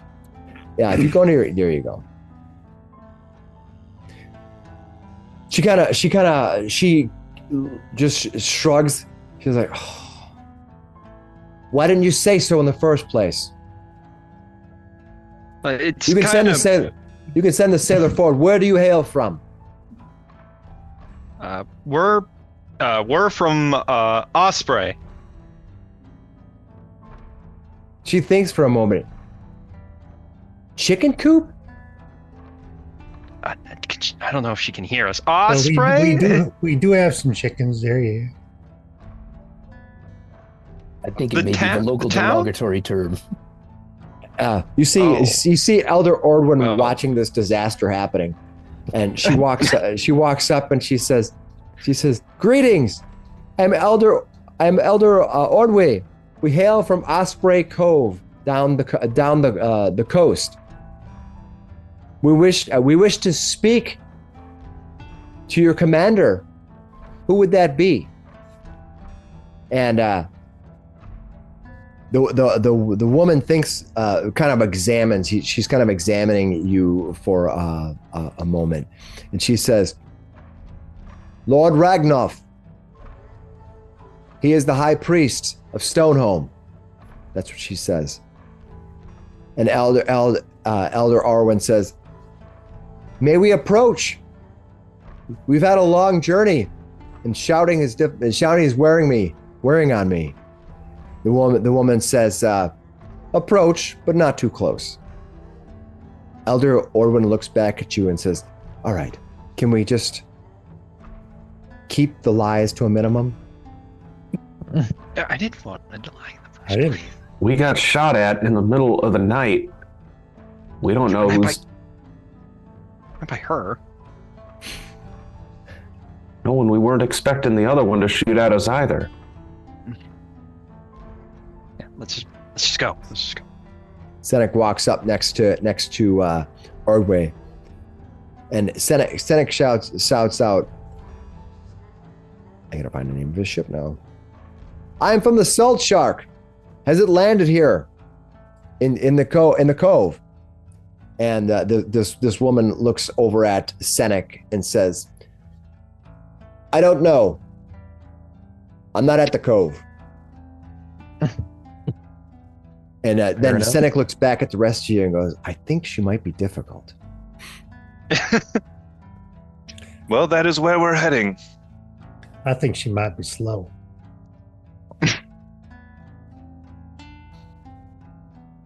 One of The rest of it- brawn. Yeah, you're kind of all standing there. She's standing there motionless, just waiting for you to do whatever you're going to That's do. what I tell her. I said, we're heading down to the harbor now to look for his ship. Start walking. She tells you you see her as you get close. She steps right in front of you, and she looks at you and she says, "That's far enough. I recommend that all of you people from Chicken Coop turn yourselves around and return back to your village." Jingle a coin purse. Our coin ain't good here. She looks at your coin purse, and then she looks at the rest of you as Ordway comes up to you. She says, we have vital news to give your Lord Ragnuff. We've encountered a man who's fallen into the ocean. He was covered in armor. It was rusty. He washed up on shore just 2 days ago. You see that when she says that, you see that this woman suddenly kind of gets a surprised look on her face, like she's a little taken aback by that. And she is going to step away. She takes a step kind of away from you, Brock, over to look at Elder Ordway. How does her armor look familiar? I know we didn't get a great example with the rusted guy, but tell you what, why don't you give me a warfare or a society roll, either one. Target, or if you have another skill that you prefer to use that you think would be appropriate, I'm open to those as well. I suppose it'd be a society roll. All right, give me a private one. You're not sure. That armor was pretty rusted, and whatever symbols might have been on it, it probably wore away. You're not like. You don't wear armor in battle very much, as far as this heavy metal armor, because she's wearing heavy armor. Yeah, I wear like thick leathers, like hides. Yeah, I mean, it could be, it's possible, but you see that she has the symbol of Gorum on her armor. You didn't see that on the other armor, though. He was carrying a symbol. I'll step up. So he was carrying a symbol of Gorum. Was he one of yours? Have you lost a ship? She thinks for a moment and she says, that would have been Brother Blanton. He'd grown quite ill. We were trying our best to care for him. But a few nights ago, he became violent and fled our care. We've been looking for him, but I've had no idea he'd make it away all the way over to Osprey Cove. Would he have left by himself? Yes. Elder Orway steps up and she says, I would like to speak to your Lord Ragnav. I would like to give him this information personally. I'd also like to speak to him on behalf of Osprey Cove. We have been some time since we have visited you, though we live very close to each other. And I'll stand up. I'll step up and have my notepad out. And I would just ask if I could be there to take notes of the proceedings back to Osprey Cove, as it were. She looks at you, at the whole group here. Zenek walks up and he's like, I just want to get to my ship. Mrs. Doris is gonna go up as well, and with the symbol that she took off the guy, she's gonna go, all right, look, well, it's sort of like a sailor code of honor thing, and I think we got off on a wrong foot, so listen, he died on our shores. We couldn't save him, but he gave me this to bring back, and I think maybe you should have it. I think we got off on the wrong foot. You know, we're trying to be nice here. We're trying to honor the last wishes of a man we found at sea. So I give her the Gorum symbol that we found. All right. This was his, and I guess he was one of yours. So she'll walk over to you and she'll take it and she looks at it and she nods and she will open up her satchel and stick it there, and she kind of gives you a kind of a nod. She doesn't say thank you, but you think that her indication is such. She looks at the entire group here and she says, there's no way I'm taking all of you armored people into Stoneholm. Elder Orwin, is it? And Elder nods. Good. If you would like to go speak to Lord Ragnav, I will take you to speak with him. The rest of you do whatever it is you'll do, but I recommend returning back to Osprey Cove. We aren't going to leave her alone. We have to make sure that she is safe. Would you do the same? I doubt it. She says you can return. You can turn around and go home if you want. She kind of looks at the rest of you, and Elder Orwin says, let us talk amongst ourselves, if you don't mind. Well, I just want to talk to my companions. We were not expecting this to be so difficult to get into your village. And this woman gives a nod and she says, do what you will. It matters little to me. She takes a step back. Does this road look like it gets a lot of travel at this point, this close to the Iron Harbor? No, this is probably at one point a stone road. It's been covered in dirt as it's just kind of the earth has kind of reclaimed the road. You can kind of feel that there are stone bricks beneath you. And so it's pretty disused. So it's not like she's a regular guard. I'm not doing a full investigation or anything here, but just glancing at the wagon, right? It's got a horse, it's got the wagon, she's standing near it. I'm kind of facing towards the back. Can I see anything inside of it when I'm glancing at it? Why don't you give me a private to me a perception roll? Got it. So just sort of like just like kind of the quick spot, you know? Yep. Mm-hmm. See what you perceive inside there. All right, there you go. looking in, the back is covered, and you can't see much of anything else. You can see that the sun kind of glares through, giving a silhouette of the wagon itself. You're not sure if there's anything inside. If there is, you don't see it. Okay. All right. So not an immediate additional threat that I am aware of. Yeah. Is that's okay. Elder Orway comes back to you, and she kind of stands in the middle, and she asks you all to come. She's like, come speak to me. She says, gesture to tug too. Yeah, she says, and you see Senek walks up. He's leaning in. He looks over at Leo, then he looks over at Brock, like all right, guys. He kind of puts a hand on Leo and puts a hand on Brock. And it's like, yeah, huddle up. Well, he looks over at Senek. I think you're free to go in and look for your ship. Oh, yeah. Not sure if you want to be associated with us. They don't seem to like us very much. I mean, I get it. I mean, I understand. Yeah, I mean, I know.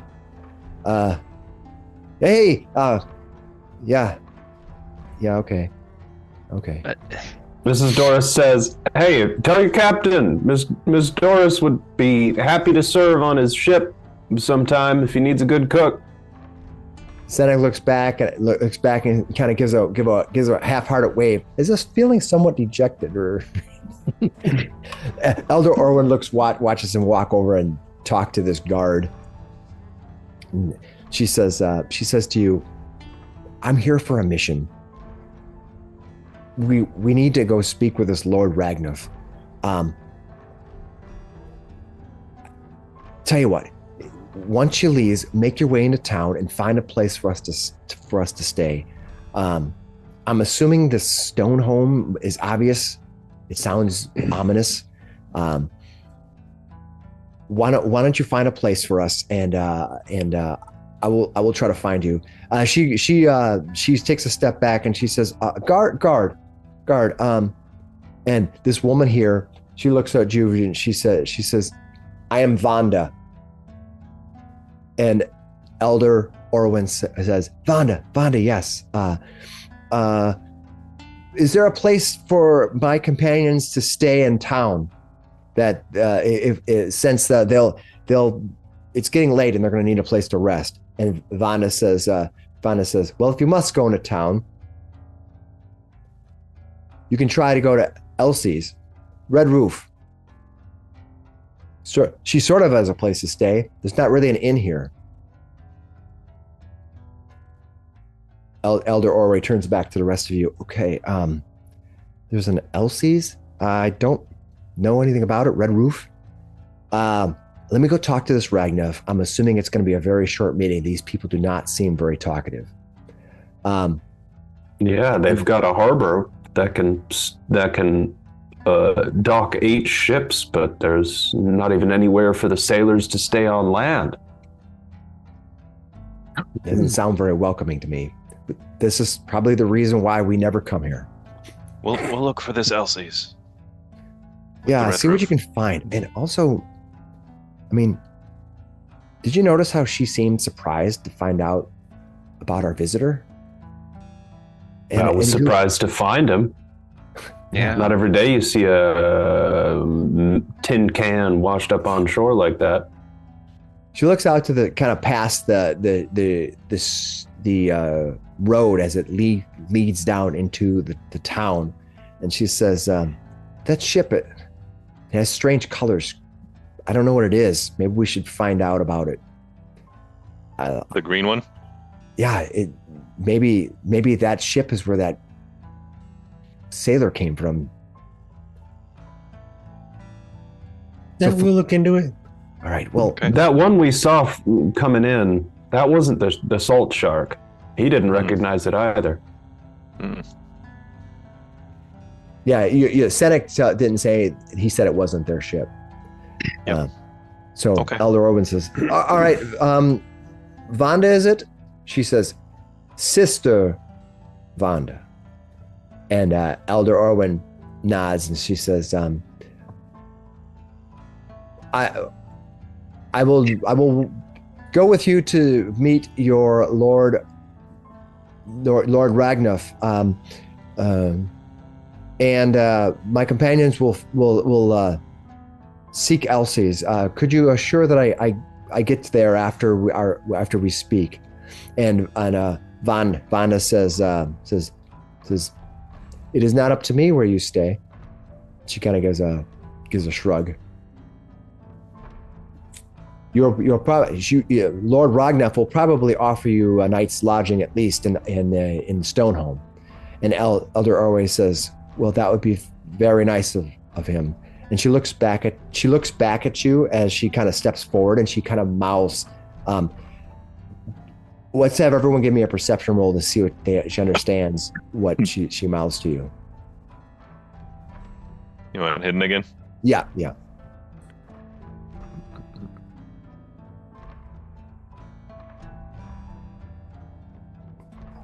Not great rolls.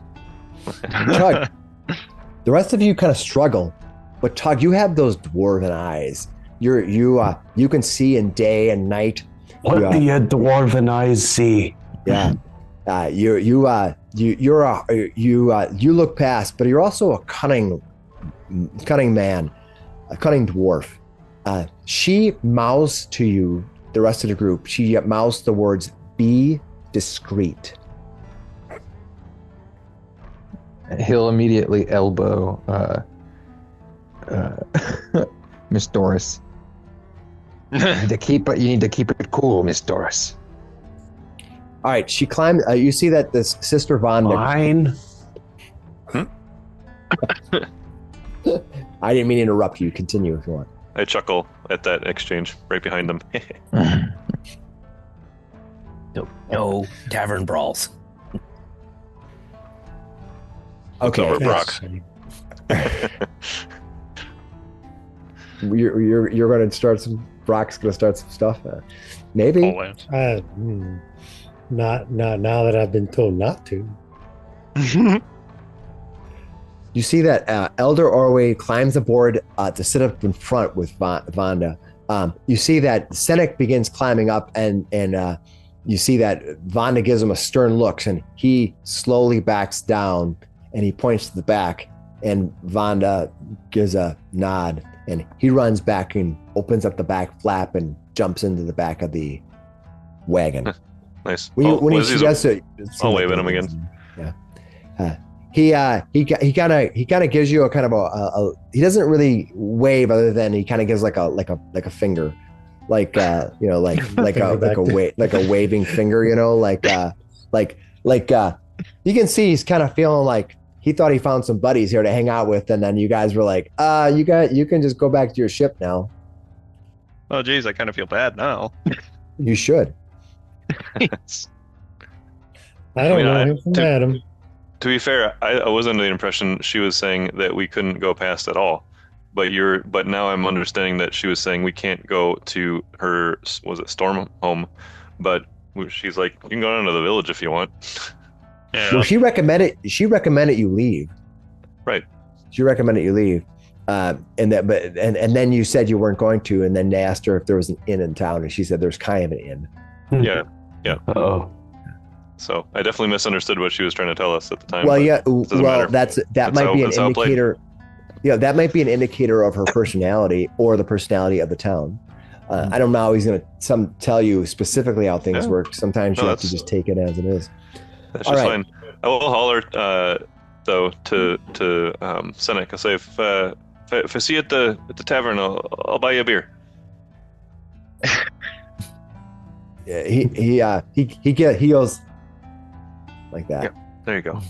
Right, the rest of you stand. The rest of you stand silently as the wagon begins hurrying off down the trail, and coming in and wrapping around a kind of a bend in the road and heading kind of more north now. Again, it's kind of winding down. You'll see on the map when it shows up.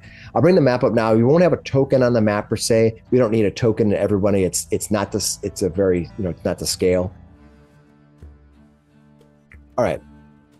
I'll kind of back up the view of Iron Harbor. You guys are Yeah, we coming. can't see. It says there's no token in this scene that gives visibility of the area. It is Nice. nighttime. Let me fix it. Yeah. There you go. There it goes. All right. Hey. Oh, it is a big harbor. Hey, Brock's up there. Yeah, I'll just get rid of you, Rock. Get out of here. All right. You find yourself winding down this passage down here. As you can see, it's kind of here. You can see it down here. That's kind of where the wagon is turned to the north and winds around, taking off down in toward the city, toward the town. You can see across the way here. You can see in the distance. It's not up super tall cliffs. These cliffs are like 50 feet up. And at the top of those cliffs, you can see a rock formation followed by 7 metal spires that reach out to the sky. They seem to be like 50, 60 that's feet the in island? the air. Yep, There? on this island right here. Yep. Oh, cool. Very Yeah. cool. You can see that's what the sailor probably was talking about. They use this to wrap around this peninsula, so that if they go this way probably has some narrow shoals, something that will probably hurt the ship. So they use Rusthenge as a way to say go around Rusthenge to enter the port. You guys are all right about here, and Very cool. you feel free. What do you guys want to do? So there is one dock right here, it looks like. But Yeah, you I can think- certainly approach that if you want. There's kind of a dock thing there. You can definitely go there if you want. do you guys want to take a look at the dock and maybe see what's out that way, or should we just start walking in towards the port? Well, even though that Senate guy seemed like a Gorum worshipper, he was definitely nicer than Vonda there. That's true.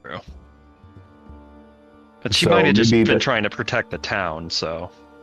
Either way, I think we'll have a better luck with the sailors.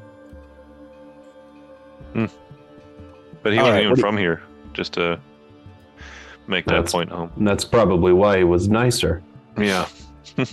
But he said he'd still been here a few times. Maybe some of the sailors could give us some directions without being so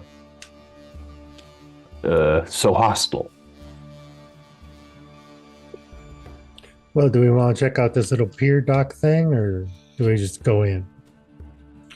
You can head down. You see like a hut down there. You Yeah. can see there's like a fishing hut and a small dock. I mean, I can see a red roof from here Yeah, across the across bay. the bay. Yeah. Yes, you can. Let's go find the red. Just gonna swim red across. roof. No. Give me 14 swim checks, please. Little slush here. He could probably do it, but I'm not doing that today. Plus Okay. that cliff. It's got to be a dive, huh? All right. So I hear you're approaching that. Yeah, So let's take the walk. road though. Yeah, we'll All go right, north. as you Remember, wander we're acting down- normal. Discreetly normal. Right. Everyone act normal. Fly casually. So Miss Doris stops the party. Okay, so they really don't like us over in Osprey. Are we gonna have a cover story, or are we just gonna try to be really quiet? I don't even know. They don't not like us. It just seems like they think we're from like a backwater or something. Yeah, they called us well, I mean- chicken coopers. We do. I mean, just because it might be true doesn't mean I want to be known by that. I think we have an They okay live in a town. front water kind of area. So, what if we're just sailors? I mean, I'm a sailor. You come from a sailing town. What if we're just sailors? What if we're on from one of the ships? How many ships are in the bay right now? Looks to be that there are currently three ships in the bay, but one of them, it's hard to tell. One of them looks like there are people definitely on board. You can see them from this far away. The other two, not so much. Interesting. Did we I get think it's the name of the captain from didn't. Seneca? He didn't tell you. Yeah. You asked him, but then there was some small talk, and it kind of got derailed. I don't Crap, I didn't think get the anybody name in of this town is, if it's like traveled so much by ships, I don't think they're going to believe that we're from one of these ships. They probably know most of the people on there, right? Yeah, I don't think we should lie. I don't think that worked very well I think it earlier. Yeah, I think it's fine if they know we're from Osprey. They'll Doesn't just really- think we're harmless. Yeah, and that's what we're going for. Well, I guess. But if we need a cover story, let's just say we're from the Salt Shark, and maybe we'll find Seneca and he can cover for us. If push comes to shove, in case they start hunting down the chicken coop folks in town. That sounds like it'd be getting really bad then, if that's what you're saying. Yeah. Well, let's not give them a reason to. All right, stick together. No fights. Got it. Yeah. I like how everyone looks at Brock. All right, the rest of you head down toward the first dock that you see. As you near, you can see that it's some kind of a fishing hut, and there's a small dock. Is that the one on the peninsula, or have we made it to the harbor? No, you're just coming to the little one on the peninsula. You can see that that is kind of the waves and the tide have forced a small rowboat to be kind of half buried underneath the dock. As you get close here we to go it, again. you can see a rowboat underneath it, just hanging up under the dock. You may have to, if you wanted to use that boat or take the boat or whatever, you probably need to pluck it out. Yeah, no thanks. I get my ass pinched enough. I'm not going near that thing. And there's a small fishing hut there, but that's all you see right now. The boat could hold 4 people, maybe more if you want to get creative. Is anybody in the hut? You're gonna walk over and give it a knock, gonna look, gonna walk in, gonna set it on fire. I'm gonna sneak up to a window and try to take a stealthy glance. All right, tell you what. Why don't you private to me a stealth roll? I'm just standing at the edge of the dock. I'm not looking. I don't want to. You sneak up and peer into the closest thing that would be a window. It's filthy. It's dirty and grimy. You try to peek in nonchalantly, but at some point you have to kind of just press your hands up to the glass to get the sun glare out. When you look inside, and you look like looks like there's some fishing utensils in here, some fishing tools. Might be enough to make some kind of a artisan tools for that would be used for fishing if you wanted to open up and go inside. But there's nobody in there right now. It seems to be one room. It's roughly 15 by 10 feet. It's raised on a little platform, probably to avoid the shoreline, the tide that rises up, and if it gets too deep. Choppy. Yeah. Come on, let's keep going. Yeah, I'm like looking for the door. The door is easy to see, easy to find. We don't need to break into this person's house or shed or anything. All right, fine. Why do you keep... We're told to get on, like, lay low. Why are you trying to break in places? I'm on a tight budget. I don't have any fish left. All I got is dried sausages and bits of hardtack. We're going to get paid probably when we get back anyway. If we don't get dead out here, all right. We talked you into I'll go with the now. party. All right. And you're worried about me? Well, let's get going. All right, you gotta. The goal I'm understanding here is to circle the harbor and work your way toward that red shed. Is that kind of like the goal?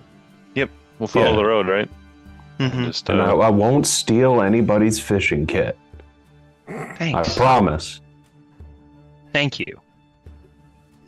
You may borrow it permanently, but That's different. Yeah. that's completely different.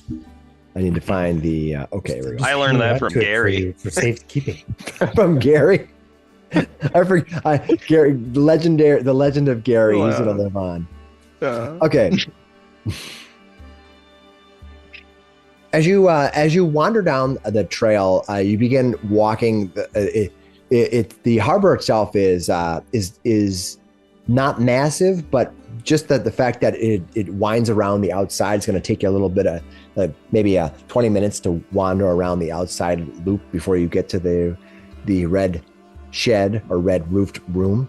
It isn't long though until you can see that there is a man, kind of an old fisherman who seems to be kind of standing next to the shoreline.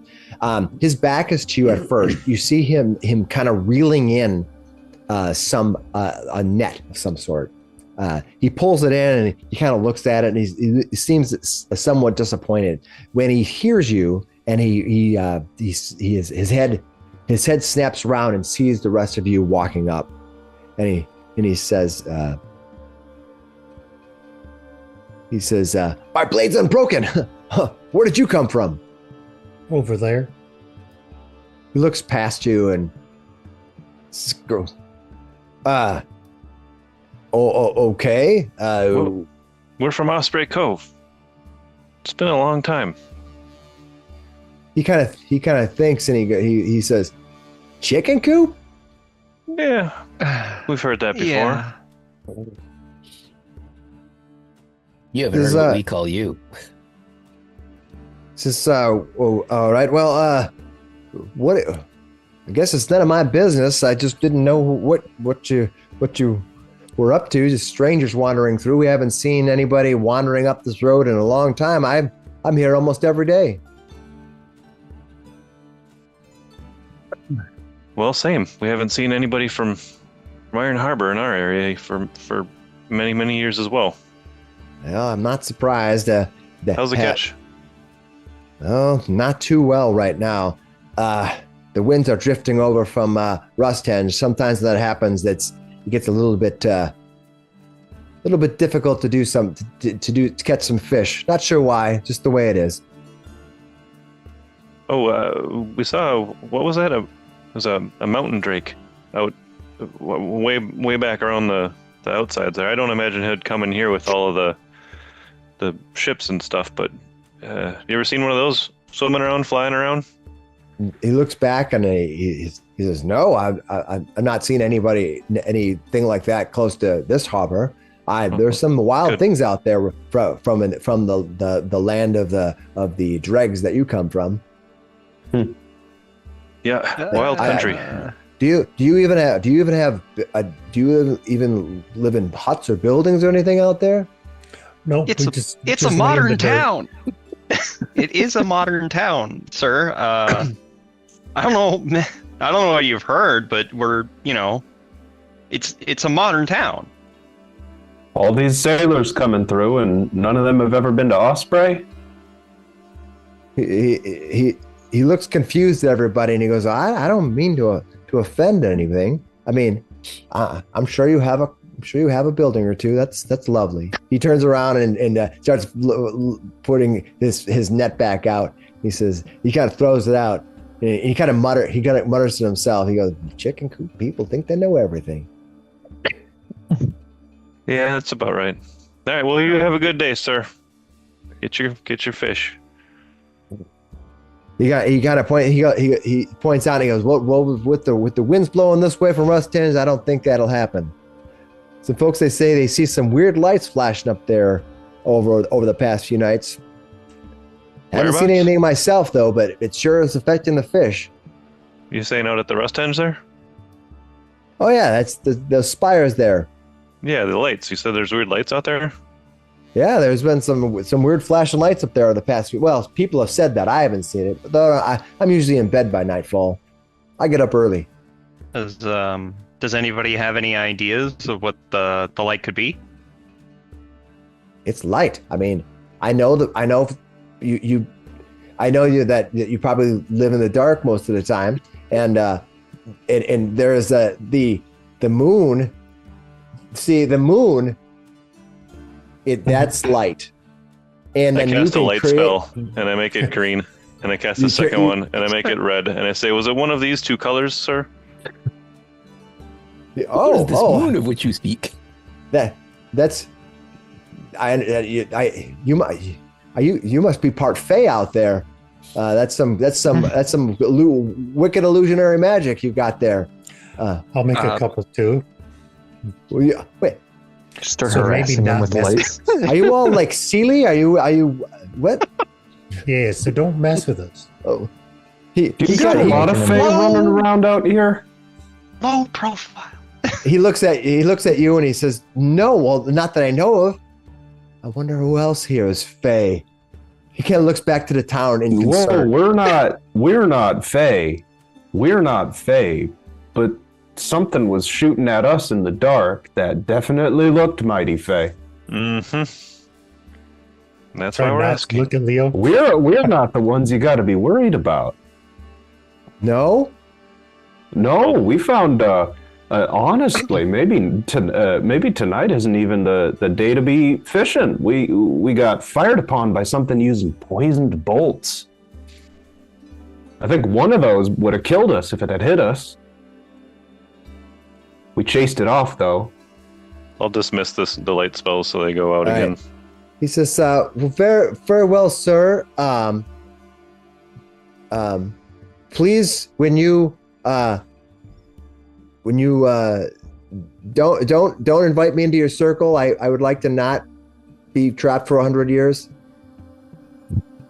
Very fine. That's a ma'am, and I am not a Fae.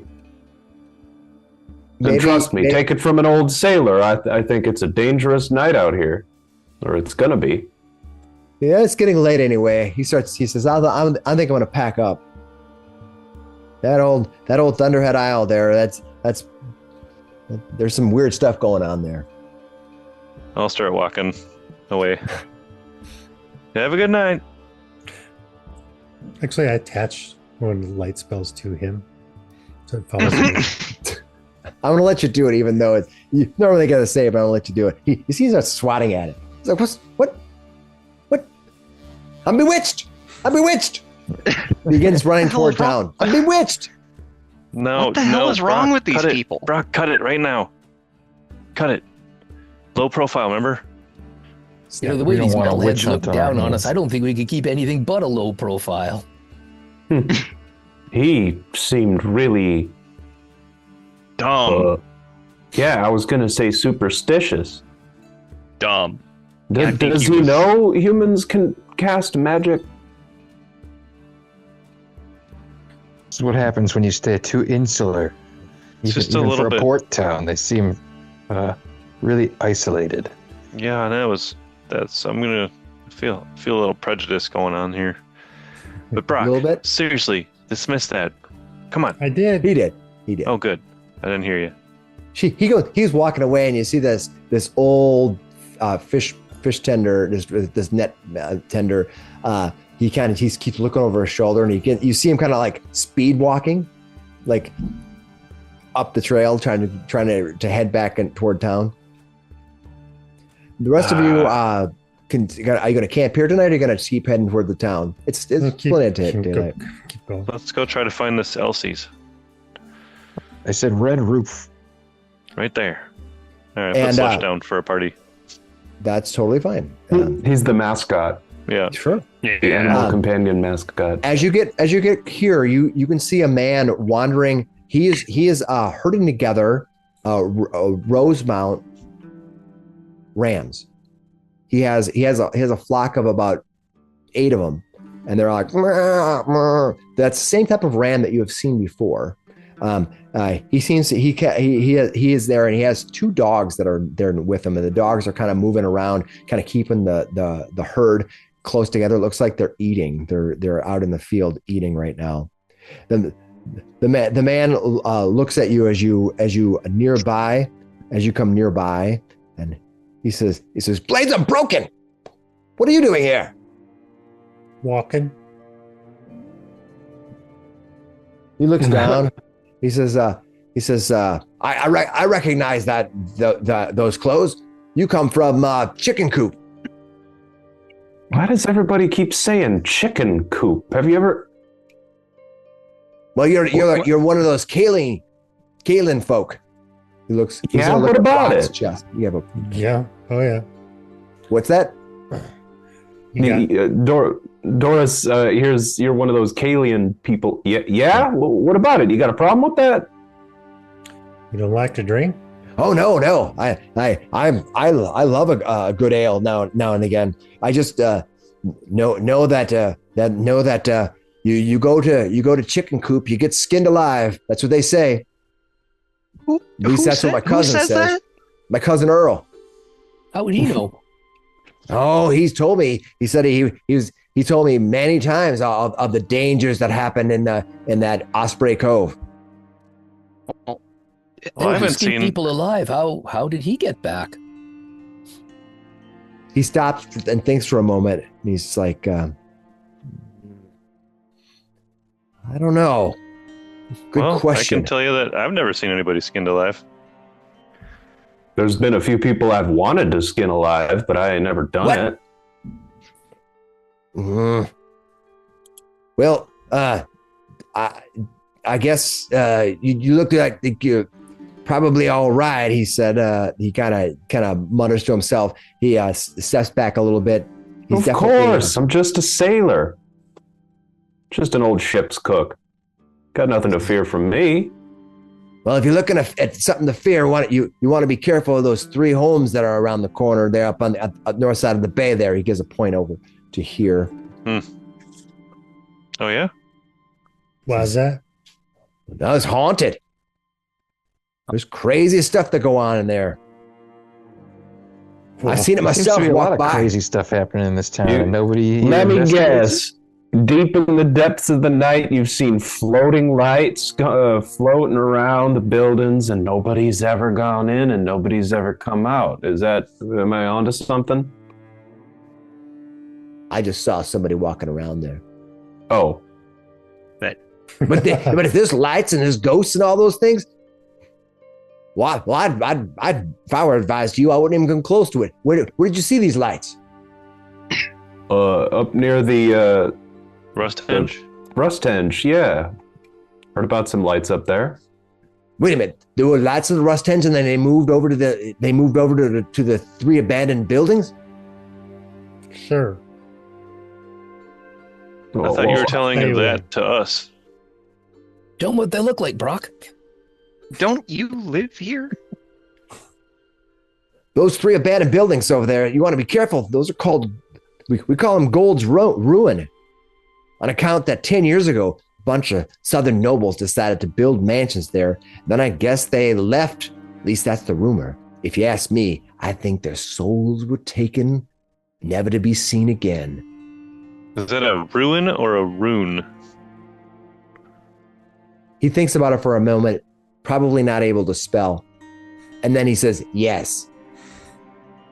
That's a good warning. I really appreciate that from you, sir. So stay clear of them. We all stay clear of that place. You don't want to be haunted. They reach out and grab your soul. They'll carry it off to the boneyard. That's the best advice I've had all day. That's right. So we're gonna go check them out, right?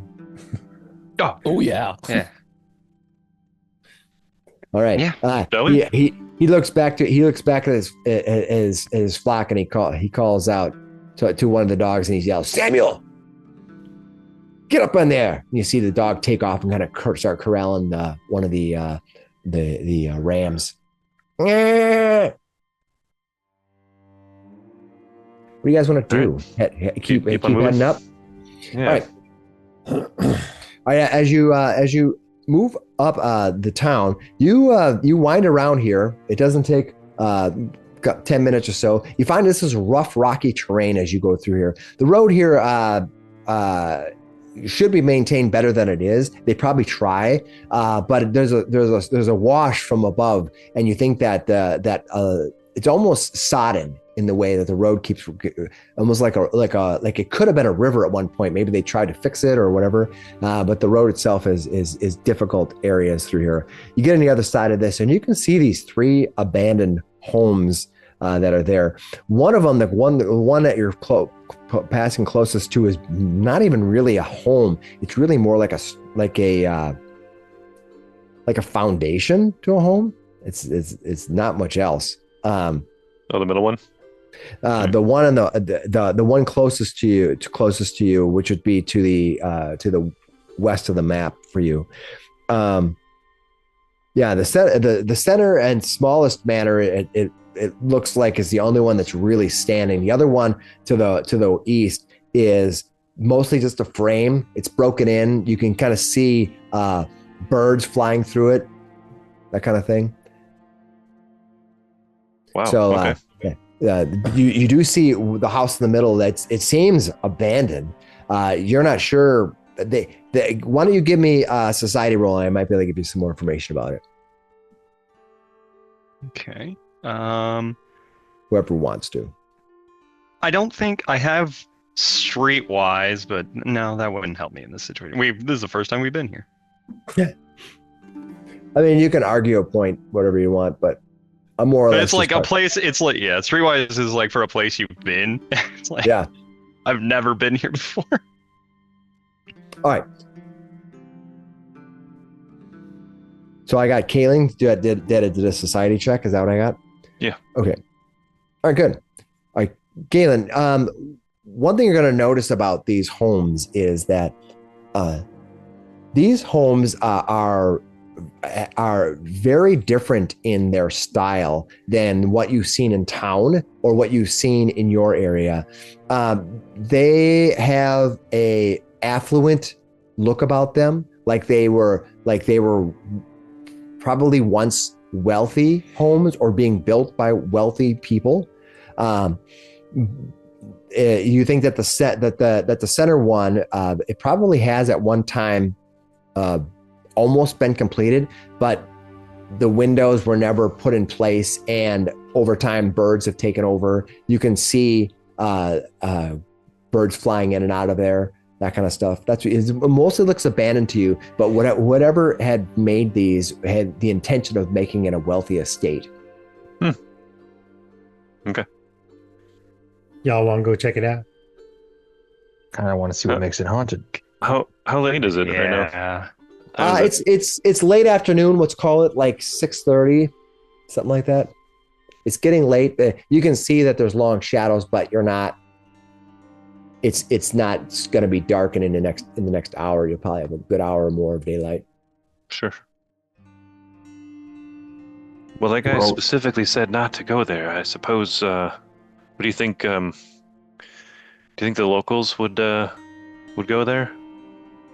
No, but I mean, unless he was the local kook, it seems like the rest of Iron Harbor wouldn't bother us in there.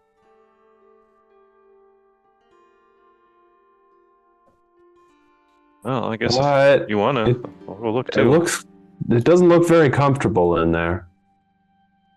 Maybe we go check out Elsie's, and if Elsie's isn't an inn, she said it was sort of an inn. If there really ain't no place to stay at Elsie's, maybe we come back here and lay low here. That sounds like a smart plan to me. Yeah, if you want to be boring, that's fine. I want to get some sleep tonight is what I want to do. Without being shot at, preferably. Sometimes you don't get to pick too many options. All right, you head in through town. The villagers here begin to become more and more many more villagers as you get close to town. But it looks like this town, with the number of buildings it has, is not even as big as Osprey Cove. You think Osprey Cove is actually a bigger place, has more people in it. The people here also seem to have a heads down philosophy. They, for the most part, as you come wandering through, avoid your gaze and kind of walk out of the way unless you specifically say something to them. They don't seem overly friendly here. So do the buildings look similarly constructed? Like same, kinds of materials, maybe similar architecture, or is this like okay? I mean, I know you said that the so mansions... it doesn't seem. Go ahead. Sorry. I think we're probably asking about the same thing. It doesn't seem like the guys building the houses here have a significant difference in technology than we do at Osprey. No, in fact, there are a few of the buildings that you have, primarily the main inn and the storage shed that you have, that might even be in better condition, maintained better even. But those buildings, the abandoned mansions, look like they were definitely designed to be a little more higher end structure, I presume, too, though. Right, they just were never completed. Yeah. Okay, got it. Wild. All right. Well, shall we continue to the Elsie's there? Red roof. Sure. All right, you come upon Elsie's. Let me find it in the documentation to make sure I give you the right information. There's a bowling alley in the northeast. It's called Elsie's as well. This is a modern town. Yeah, as you approach, you can see the building itself seems no different than any other nearby buildings. It just seems that the roof has been painted bright red, probably to make it easy for giving directions from the as dock workers pile in or whatever. And there's a simple sign above it that just says Elsie's. There's a simple door and not too many windows. The windows that are there are up high, far to reach, and more or less used to add light and not necessarily to look out of. Perhaps there's bigger windows that are facing the other way, but you didn't notice any. What do you guys want to do? Gorik? Does it smell like a restaurant? Does it smell like there's a kitchen? Or it does not smell as you get close. I guess as you get close by, it doesn't. There's no a smell of a kitchen or anything being cooked there per se. Do I hear anything going on in there? As you get nearby, you don't hear anything at all. It just has a door that says Elsie's above it, and it's probably the plainest, most uninteresting building you've seen in a while, aside from the big red roof. Well, shall we go in? Let's go in. Yeah. All right. You push open the door. When you do so, there's a bell that rings. Ding, ding, ding, ding. You walk in and you can see that this is a mixture of just about every type of mercantile you can imagine. There are alchemical types of materials stuffed in one corner, fishing gear stuffed in another corner. There's rows of shelves, and many of the items here seem to have been maybe even secondhand or traded in. You think that this place is as much of buying something as sailors might use it as a trading hub. When you walk in, it's a thrift store. You walk in. When you can walk in, you kind of walk in this area. You kind of emerge into more of a main room from this entry hall, and past the main room, you can see that this building smells suddenly of baked goods, and there's a strange bitter odor one might expect of an apothecary shop. So though you didn't smell it from outside, from inside of here, you can definitely smell that there's kind of like that warm. Baked good, the breads smell. You can definitely get it. There we go. That smells good. Yeah, your stomach suddenly realizes that you've had hardtack for 2 days. You're kind of, But unfortunately, this room's decor, unlike the other room that you walked in, also like the other room, is undecided about whether it wants to be a tavern, a curio shop, or an alchemist laboratory. Where the other one was had rows of small shelves. This one has low shelves. These shelves they barely come past your chest as you look out. It's almost like looking over a labyrinth as you stare above it. And you can see the low shelves that are line the walls display a staggering mixture of elixirs, unguents, jars of glue, fresh baked goods, cutlery, mugs, and the occasional smoke stick or bundle of tinder twigs. If you were going to try to find something in particular, there's a good chance it's here, but there's an equal chance it's not. That Vorpal sword. Yep, might work. I'm gonna try to head towards the source of that delicious smell. Perfect. Just wafting in, I'm floating through the room like the old cartoons. Call out, hello. All right. Yeah, what's cooking? Doris calls out.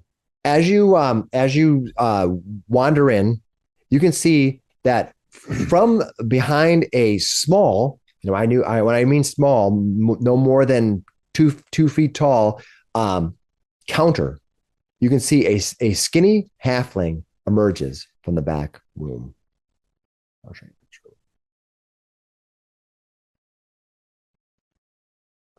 She walks out.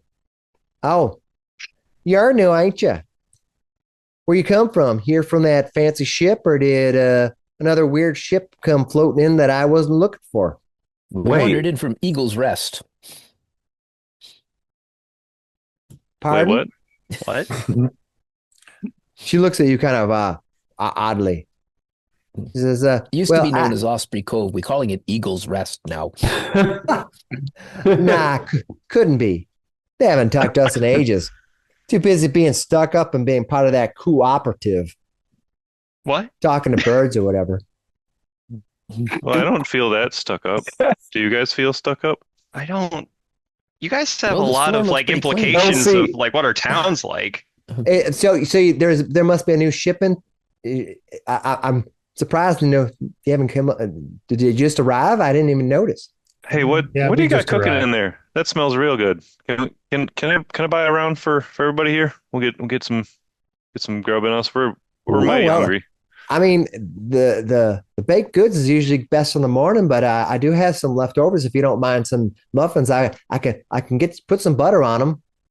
Might loosen them up a bit since they've been resting a while. Yes, please. Okay, all right, sounds good. All right, Beats hardtack. she walks back and she can see she pulls out some muffins and she throws some fruits on the side. She cuts them in half and you can see she takes out a big slather of butter and slaps them on each of them. Doesn't bother. It's just that a looks good. glob of butter. She says, "No, now tell." She says, "Oh, now tell me, where are you really from?" She slides Well, in. we hiked. I'll grab the trail. I'll ask her how much Yeah. it is, and then I'll say, yeah, we hiked for 2 days from Osprey Cove.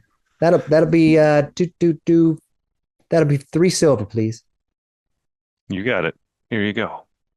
Oh, thank you. Yeah, wait, you're telling me you really come from Osprey Cove? We do. I know it's been a while, but that's kind of why we're here. It's been such a while.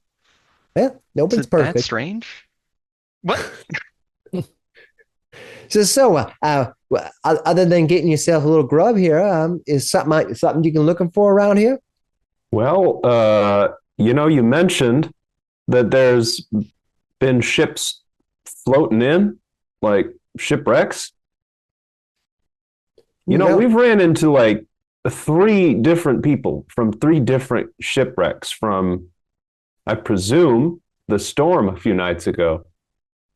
Oh yeah, that was quite a good one. Yeah, that was. Yeah. Yeah. What did you hear from the sailors coming in? What the heck happened out there? Why so many falling over this time?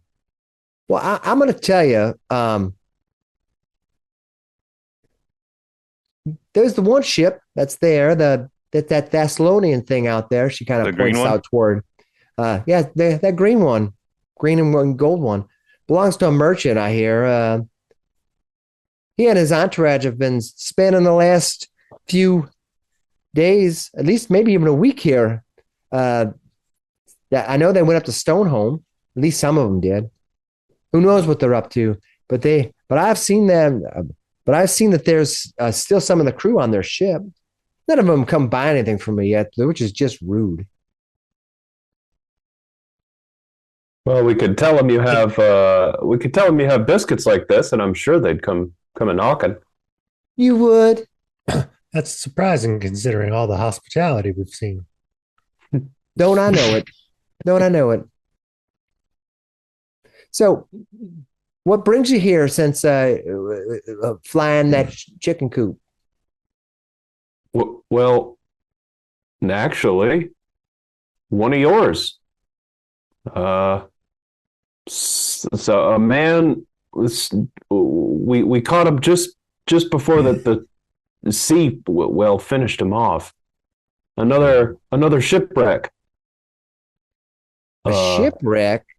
We found a sailor in armor, all rusted up, like he had been out there for days, but he was just barely hanging on.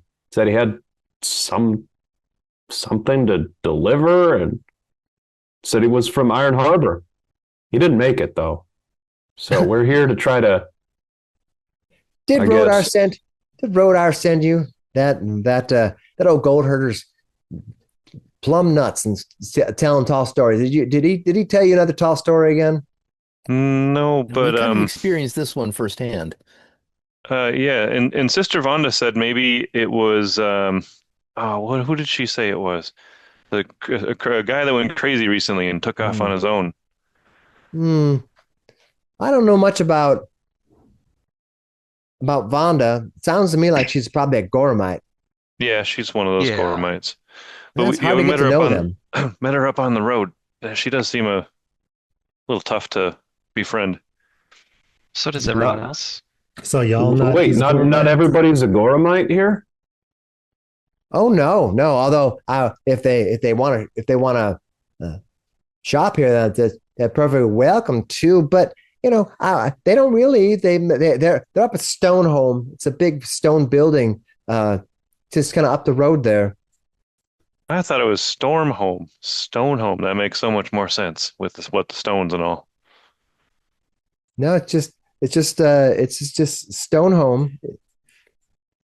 It's a big. It's a big. Oh, we saw it. Stone thing, and it's a stone home behind a big wall. Wait, do they run this town? Well, I mean, technically, I would say yeah. I would say yes, they do. I would say they run the town, although they don't come down here and shop very much. So, do you know anything about the crazy guy that went crazy and ran off in the last couple of days? Maybe a week. I don't know. Apart from the Thessalonian ship that came in a week ago, and then shacked up, and then those few that left there to go shack up in Stonehome, things have been kind of fine around here lately. Well, nothing bad. It sounds to me no sicknesses or strangeness happen. I don't know what this mysterious Iron Man is lights about. and ghosts.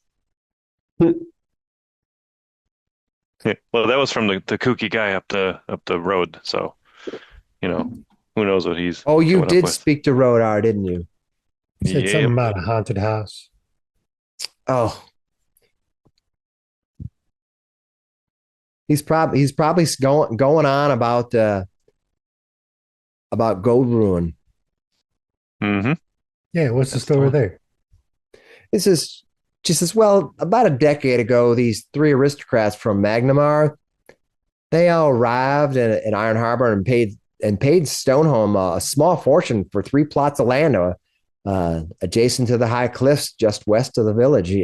Each of those aristocrats represented some affluent family. Affluent means they have a lot of money. We know. Yeah, I just kind of bring it down to chicken talk. So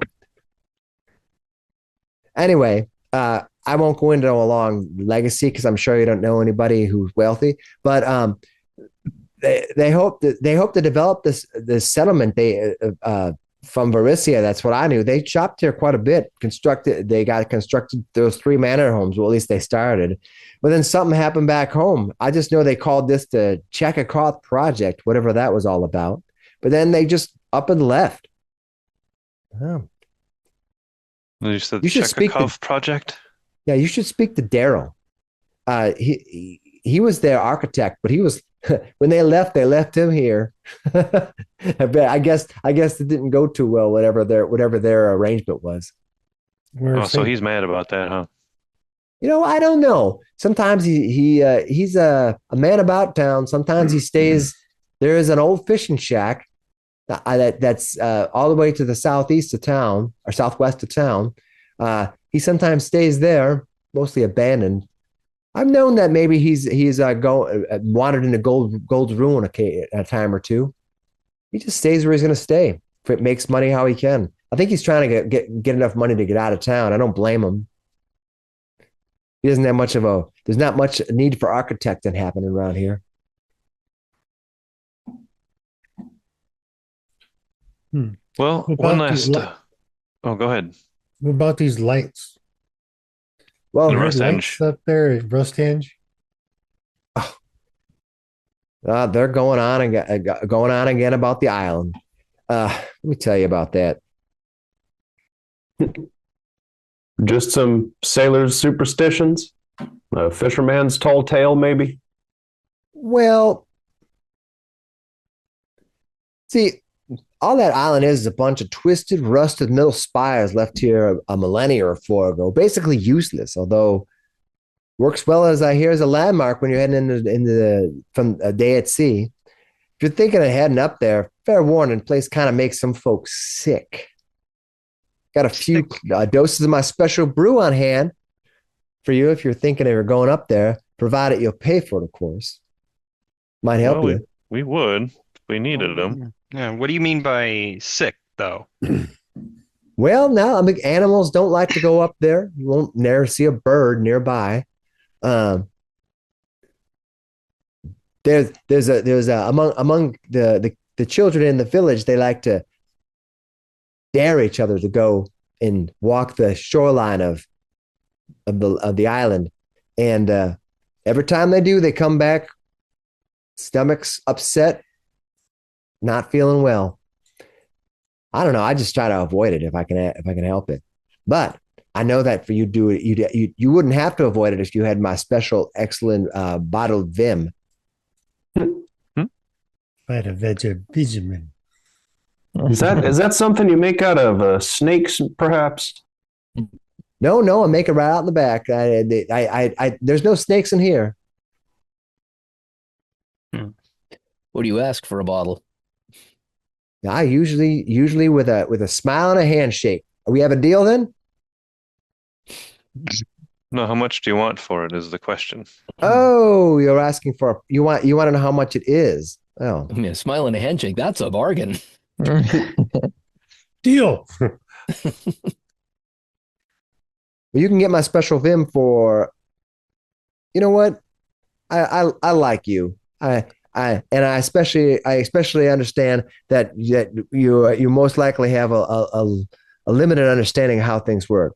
So I'll let you have one of my vim for 3 pieces of gold. Jesus Christ. Ooh, good. Well, That's don't a little choke rich on for my yourself blood. there, son. No, right. I understand that, let me explain. When you breathe, maybe you don't have to breathe so much in Osprey Cove, but even chickens, that's how it works there, son. All right? Do you think he doesn't know how to breathe? Well, I don't think he knows how to do it well, as you can see. I'm going to ask her: is it effectively an antidote that you're talking about? So it'd be protect us against toxins. No. poisons? For 8 hours after drinking this elixir, you'll reduce the value of one of the following conditions you're suffering by 1: clumsy, drained, enfeebled, or sickened. Oh, that's lovely. Yeah, I do have one of those antidote elixirs on me, and a numbing toxin, and an elixir of life, but I don't have that one. That is interesting. It's a collector's item. I'll sign it for you for an extra gold. I don't have that much money on me. Well, I'm life is hard here sometimes. Maybe you find something. If you can find something, maybe I'll trade you for it. Do a lot of trading here. Speaking of that, reminds me, I think I got a couple of crossbow bolts. Yeah, you can write off them that down. lady. Yeah. All right. Do you have actually do have a question for you though, Elsie? We are looking for accommodations for the night. Do you happen to have any space here for us to sleep? And also our elder, she's up at the stone home right now. We're hoping that she either comes back to see us tonight or she might stay up there. We don't know what's going to happen there. Oh, well, interesting. We promised to meet her here, especially because your roof has the well, you've got the prettiest roof in town, I guess. I It has told the you that. distinction of being distinct. I told them that when they thought I was crazy when I told them to paint it red, and that's got me more business you can imagine. All right, well, I figured you'd get to here sooner or later. One of these days, someone will have to build a proper inn here at the town. But in the meantime,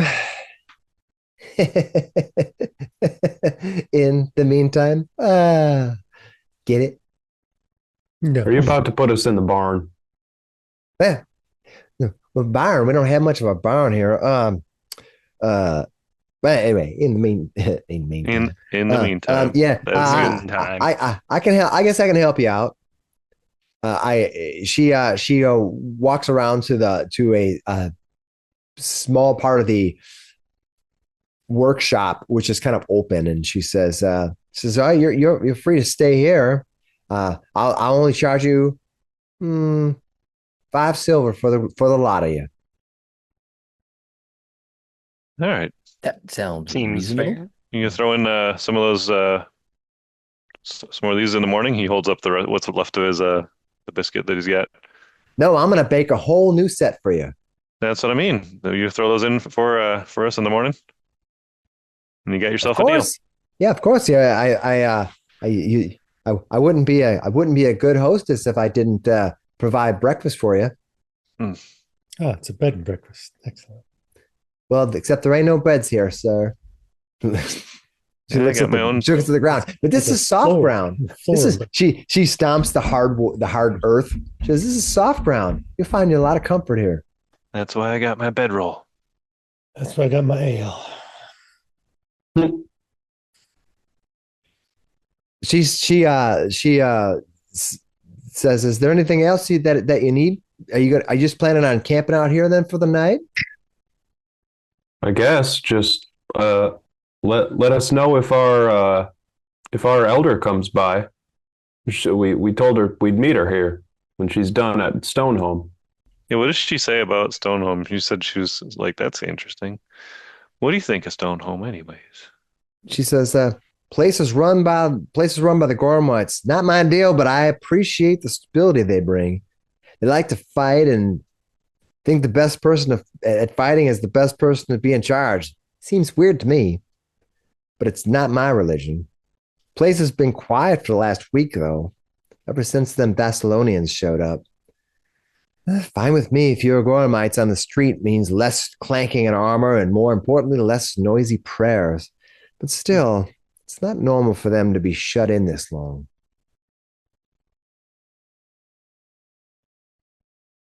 Listen, you asked about Stonehome. You know, you see, I have this. If you end up going there, let me know. I have. There's a ram that I was taking care of, but they just locked me out last week. I used to go up there every day and take care of this ram that was sickly like, and I was trying to help it out, but they just won't let me in anymore.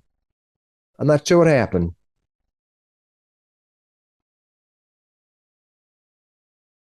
Oh, so they're about as nice to you as they were to us on our way into town. Something like that. They maybe you should go. Maybe if you go to Gold's Ruin, you can find Daryl. He might have some more information. I know that he's been in there before. He's been actually in the building. I have not. I've only been out to as you walk in, there's a place where they keep their animals, some livestock, and I've been in there to help manage animals. That's about as close as I've gone to go into that strange place. You think you said they haven't had very many people coming out since the Thessalonians got here, huh? And they've been up there the whole time too? You might want to talk to the ship, that Thessalonian ship. There's still people on board there. They might be able to give you more information. All I can tell you is I know that they wandered up that way, and that ship's been out there for near a week and not come to visit us at once. Huh. Well, what do you think, guys? Should we go talk to the ship? I mean, we can come back here for the night, though. Yeah, I think that's a good idea. Yeah, we can check it out. Sure, if that's where our lost sailor was from, maybe he owes us a favor. It's up to you. Yeah, let's go check that out. I'm down. Anybody else? I'm in. Sure. All right. I'll go walk the docks. All right. You walk around the outer side of Elsie's, and you can see that long dock that takes you out to the ship. On top of the ship, you can see that there is a woman kind of leaning over the ship, and she seems to be smoking something, some kind of a stick. There's a long trail of smoke popping off it, and she's inhaling it and allowing it to leak from her lips. There are two, probably either mounted heavy crossbows on the front, but there's nobody manning them. The sails are folded down, and you can see that there are several other men wandering around the boat. That's what you can see from this far out. Does this ship have a name painted on it anywhere? Yes, you can see that. You can see that the name that is plastered along the one side is called Swordfish. Hey, that's his boat. Well, do we say hi? I mean, they've got to be more friendly. Was it Swordfish? Salt shark? Salt shark, yeah. Yeah, I was wrong. Almost, but not quite. Can I see the other two ships? Yeah, from where you're at, you can't see them.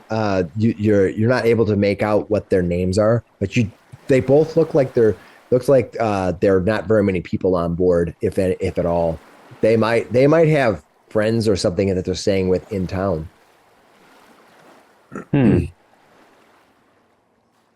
Well, anybody stopping us from walking up this dock? Nobody's stopping you at all. You can certainly walk up the dock.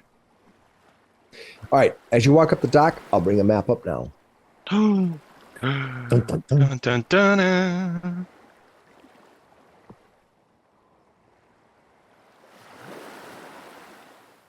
All right. You can go ahead and put yourself on the dock as you approach. Are we still down on the dock, I assume? Yep, you're on the dock as you approach. You see a woman here. She's leaning over, and she's smoking something. She's inhaling it, letting it leak from her lips as you walk over. She casually looks down as Mrs. Doris is the first one to approach. Totally fine. Yeah, I think Mrs. Doris, I think she lights up her, not her super pungent cigar. Just a regular cigar? Yeah. And she goes, well, that smells different. She looks down at you and she says, Maktawaha, yeah. Oh, it is from a different port. Do I recognize the language at all? Same question. Bless you. Yeah. Do you think that she's speaking Mwangi? No way. Wow. I'll reply. I would have understood it. I speak Mwangi. Yeah. What she says is don't let anybody walk these docks, I guess. All right. You know what? I'm going to reply back. I'll say, that's the same thing they said to us in Osprey Cove back in Mwangi.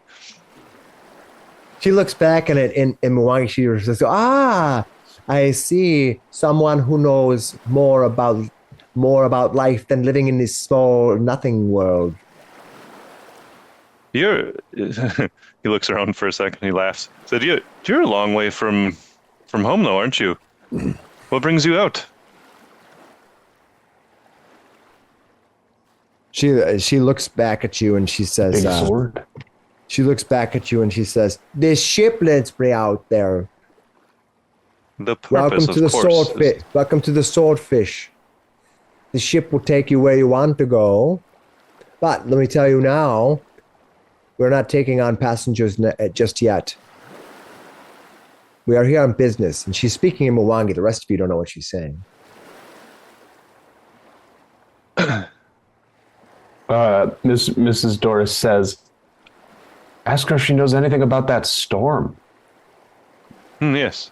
Yes. Did you witness the storm from 3 days ago now? 4 days ago? Aye, we've been here a good part of a week. Saw the You got storm. him before. That's good. There was a shipwreck. We saw some of the men come ashore. Didn't make it. That happens. Irie. I understand some of your men are up at the stone home over there. Go ahead. You asking about our men? Well, one of our elders went up there as well. Going to go meet with what was his name? Ragnarok or something? Ragnar. Yeah, I'll ask it their was party. Ragnoff.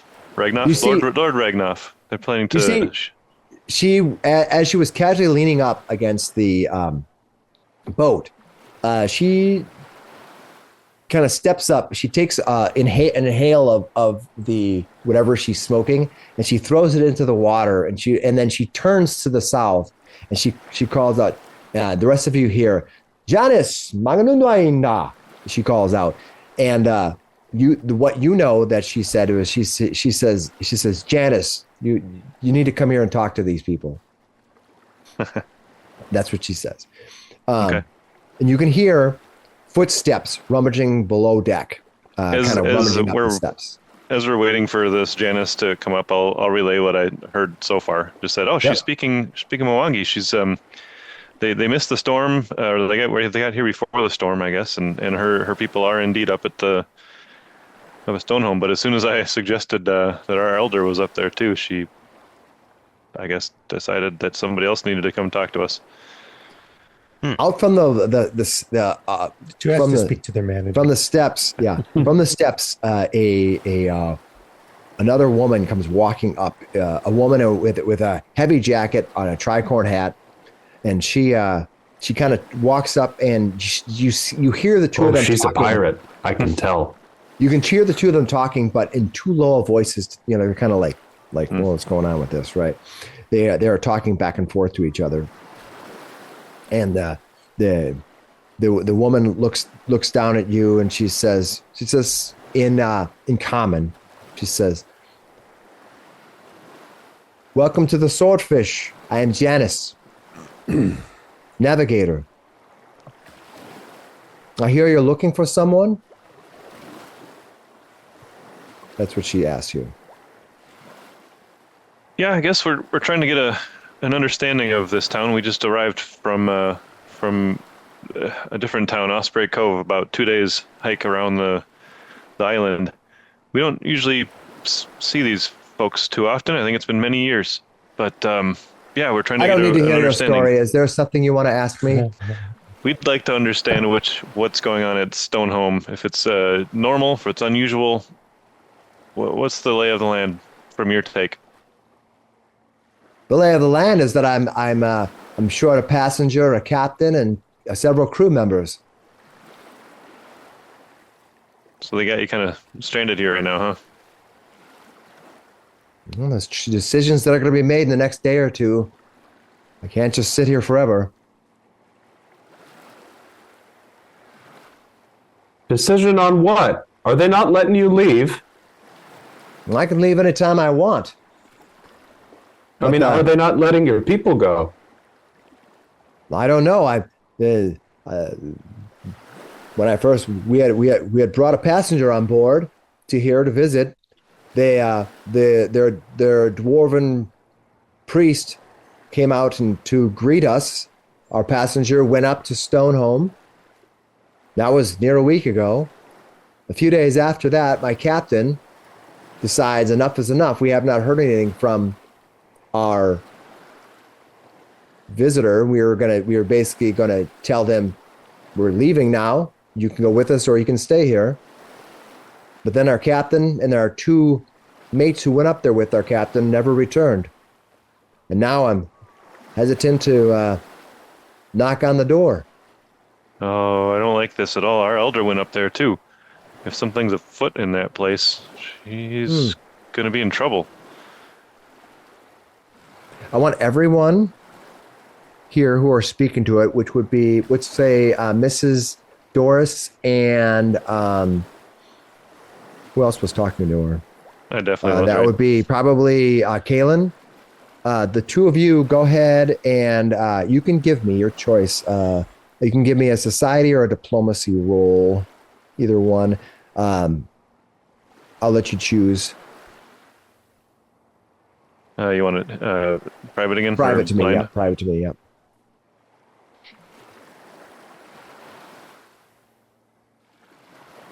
Sailor to sailor? That's got to count for something, right? Yeah. She looks down at you and she says, "Come aboard. We need to speak." She invites you on board the ship. All of us? Yeah. All right. All right. All right. Garg just leaps.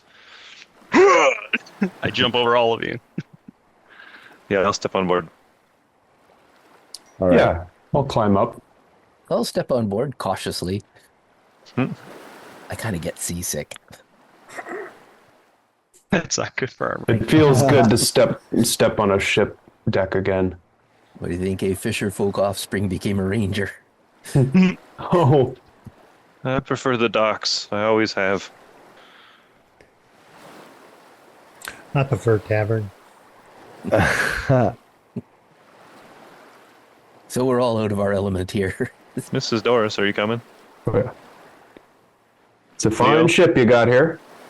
She's she walks down and she looks at you, Mrs. Doris, and she gives you a nod and thank you, and she says, "You see, the swordfish came to Iron Harbor a week ago. When we arrived, High Priest Nur Ragnuf led a group of acolytes down and met the person we carried on board the ship. This person then left with them and back to Stoneholm, leaving the swordfish and the crew to wait for them. But a few days passed, and with frustration, our good Captain Perios took two of our crew up to Stoneholm to inform our passenger that there was time for us to leave. But they've never returned, and now I have to make a difficult decision. I'm not sure how much longer I want to stay here. The crew's getting restless. We did not come here to linger more than a week. We need to get back. We need to get back to New Thassalon soon enough. So you're missing someone as well. That means we have like-minded problem. Well, Well, I sure hope we're not missing her yet, but she Yeah. did go to the same place. So I'm worried. Very worried now. Yeah, it does not bode well. Well, you seem to be the only ones still in port here. There's two other ships. We met a sailor from one of those other ships. Have you spoken with them at all? Any of the other crews? She, Janice looks at you and she says, "No other crews. We saw that ship come in 2 nights ago. They disappeared into town. They might have known people. We don't know anyone here, so we stay on board the ship. There's no inn here. These backwater little villages. yeah, we found that out. Yeah. Clearly you're not from here. Yep. No, our town is a little bit bigger than this, actually, but they seem to look down upon us, which is rather funny. Well, so which ship is yours? She looks over and looks at the other ship. No, we're from a village that's 2 days hike around the shore. It's called Osprey Cove. To sail here from Osprey is near on impossible. Yes, I'm well aware of the straits. We never go down that far south. And neither do we. Which is why our people don't see these people very often. The road is not traveled. It's dangerous. But there's a shipwreck. One of these Gorum followers here, their ship was something with rust crashed. Well, there is Rusthenge over there. We use that as a lookout post. She points to the 7 spires. Well, if he was looking for that and he found Osprey Cove, he must have been really lost. True. Well, I have a problem. I'm missing a captain. And 2 crew.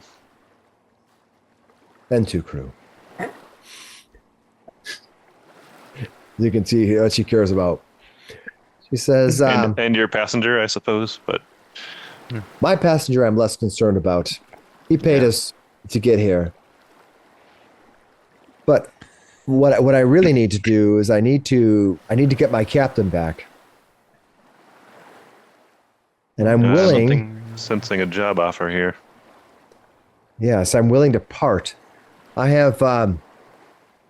if you can return my captain, get him to come back, I would have some rewards for you. Something that would be very valuable for adventurers such as yourself. I look up at Mrs. Doris because she's sort of like the the loudest one here, and I look over at the rest of the party as well.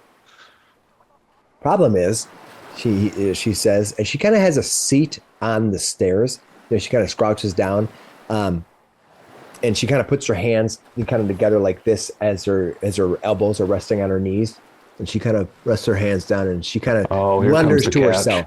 Yeah, she wanders to herself. She says, problem is that everyone who's approached that stone home recently has not returned as far as we know. That creates a problem. Well, we hear of a guy who stays over at the haunted places, and he's been in there. So I'm thinking we go back over there and take a look, see if we can find that fella. I may be able to do you one better, she tells you. But first, I want to know, is that your intention? Is your intention to go into this place and find your friend? And if nobody's coming out, I'm going seems to find my mom. Say that nobody's again. coming out. Yeah. Well, we definitely need to get Elder Ordway out of there. We're not going back without her. She says, I was worried for my captain, you see. So I spent some time studying Stonehome from afar. And she kind of holds up a spyglass. Mm-hmm. She says, those walls are covered in spikes. You're not going to get over them. And they keep the doors closed and locked at all time. That creates a difficult situation. Every sunrise and sunset, the guards are posted at the edge of the town change, which was good for me, you see, because I'm not incriminating myself. But 2 nights ago, I crept up to one of those guards that were standing watch, had a polite conversation with them, and walked away with a key to the front gate. I made an imprint of the key in a piece of wax, and she kind of reaches into her thing and she shows you this imprint of a key in wax. She pressed it in. And then I returned the key to them before dawn. So I had this imprint.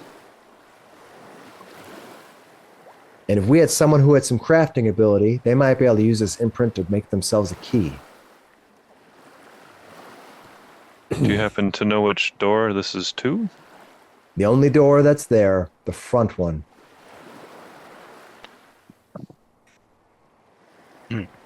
Well, that's a heck of a plan for you. And if you could return my captain, or at least prove to me that he's met his demise, so that when I return back to New Thassalon, I have the proper words to give. Let's hope it doesn't come to that. I have a reward for you. Since you're going in there anyway, I figured you could do a little extra deed for me, for my crew, for the swordfish, and for New Thassalon. We can do this for you. We're gonna need to get in there anyway. And for a fellow sailor, even from so far away, I mean, they see us both as outsiders. I think it would help us to work together. She's like, okay. Then I'm gonna hand this to you. She takes that wax and with the key imprint, and she's gonna hand it to you. And I'll put something on your character after I'm done here. She says, and the man inside, if you can find him. Your passenger? The passenger. Do you have a name? Yes, his name is Lord Mitramar. Okay. He paid passage for himself and his entourage, including a strange, unnerving sort of man who traveled with him. And he had a large wooden case that he cleared as containing an exotic pet. That's what we delivered here, and that's what he brought up to Stonehome. If you can find those things, more the better. If you can't, I just need my captain back. Captain Perios? All right. Well, what's he look like? Yeah, is this Lord a Thessalonian as well? Oh, which one? The Metramar? Yeah. Both, actually. He gives you a description. He gives you a description of she gives you a description of the captain. You think you'll be able to pick him out. He has a discerning scar that is kind of cuts from the corner of his eye down to kind of like almost parallel to it. And he's quite quite sensitive about it. In fact, he's more than once given someone a very bad job on the ship just for looking at it funny. So he does have the scar on the side of his face. So yeah, she says you'll be able to pick him out. Now, Lord Metramar, he's a different sort. She says, as far as Metramar is concerned, he has armor that he had on before. He has he has this big long beard, big long flowing brown hair, and these brilliant blue eyes. I'm not much for land walkers, but his eyes were quite striking. She says, carries a big pick. I know that much. He had a few boxes of things that he took with him. They were heavy, big things. Not sure if they're worth any value. So if you find them, you might want to ask him. Maybe he can find more wealth for you if you're willing to go and find his prize. I'm sure if they took him in there, they're not going to let him keep his trinkets and toys. No, they definitely didn't want us armed and armored walking around. It's something to consider. Okay. Well, that's about all I have for you. Are you really appreciate the information. I hope she's okay, and your captain too. Well, at least you have hopefully you can find success. Either way, I think we're going to head out of here next day or two, unless I hear something. So I take it you're going to head up there at first light, or you're going to go tonight? I think we'll go at first light. If everything goes according to plan, they said our elder should be meeting us soon. If she doesn't show up by tomorrow morning, then we know she's not coming out either. There you go. And then we gotta go in. All right. She thanks you for make the key. She thanks you for Oh, it can't be that hard. I mean, it's basically like a confectionery, but just like with metal, right? Like, yeah, you're gonna need some tools or a tooling or a place to do this at. Yep. Yeah. I do have some points in crafting, so Yeah, you're gonna need either you're gonna need a toolkit, which you might be able to buy or find if you know a place that sells stuff, or you can try to find a smithy of some sort where you might be able to do it with convincing them that making a key from a mold is Isn't sus as hell. listen, this isn't weird. all right. So, given that, where are you heading to now? I think we should go to find that guy. Is it He's been Daryl? in there. find the haunted house guy, Yeah. the architect who sometimes frequents the ruins. Mm-hmm. Yeah. All right. Yeah, I think so. You exit off the boat. They give you a nod. They're not overly polite, but they're not necessarily dismissive of you. I'll say, good evening and good night in Mwangi back to them as we leave. Yeah, the woman she'll give you the greeting back. She never said her name, by the way. Nobody else said her name. Just this Janice? Janice, the navigator.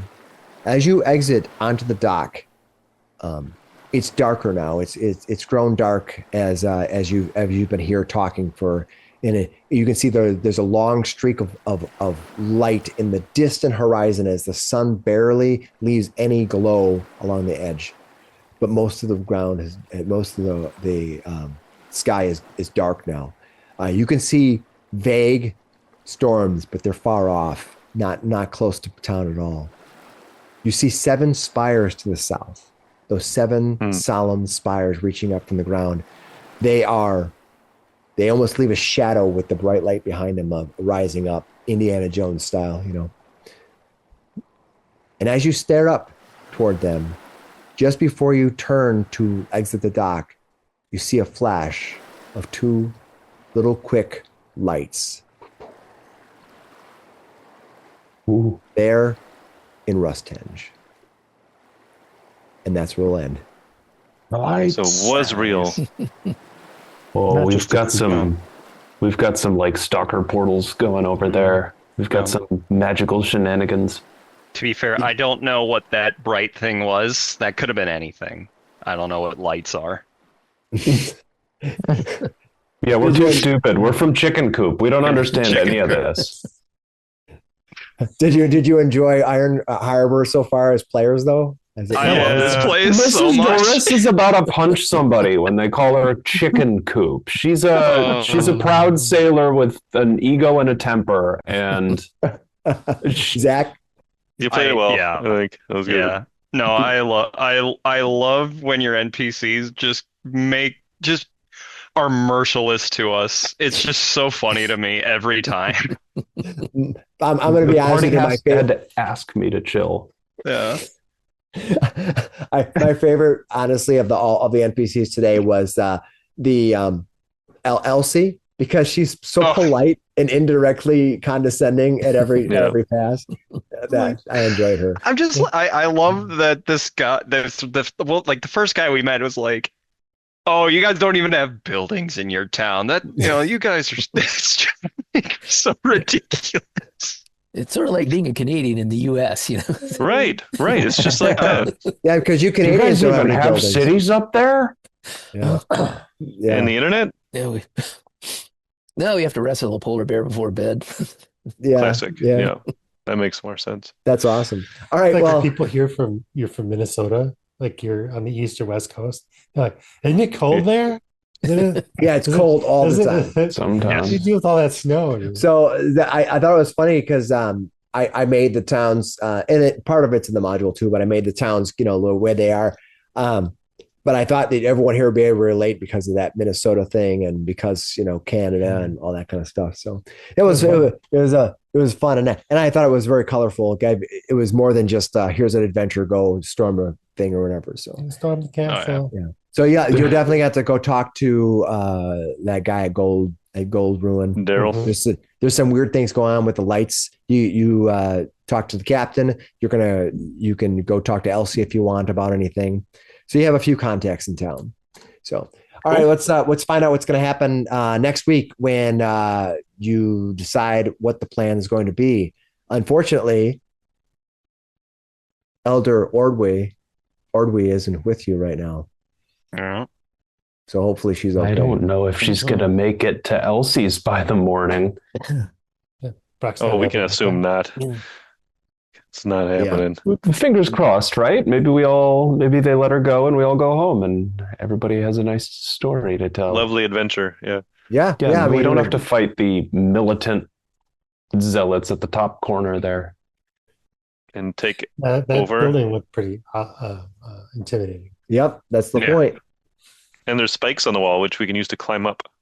Vanessa Hoskins, who wrote this, I don't know her or anything, but she did a pretty good job on this one. So it's been fun so far for a short, scenario, which is, it's not a whole campaign. There's a lot of content there. So some of it we've embellished on, but the skeleton of all this is there. So I appreciate it. It's a rich world so far. Yeah. All right. We'll see everybody next week. And as we continue our path through Iron Harbor and perhaps through Stoneholm. All right. Good night, y'all, from Chicken Coop.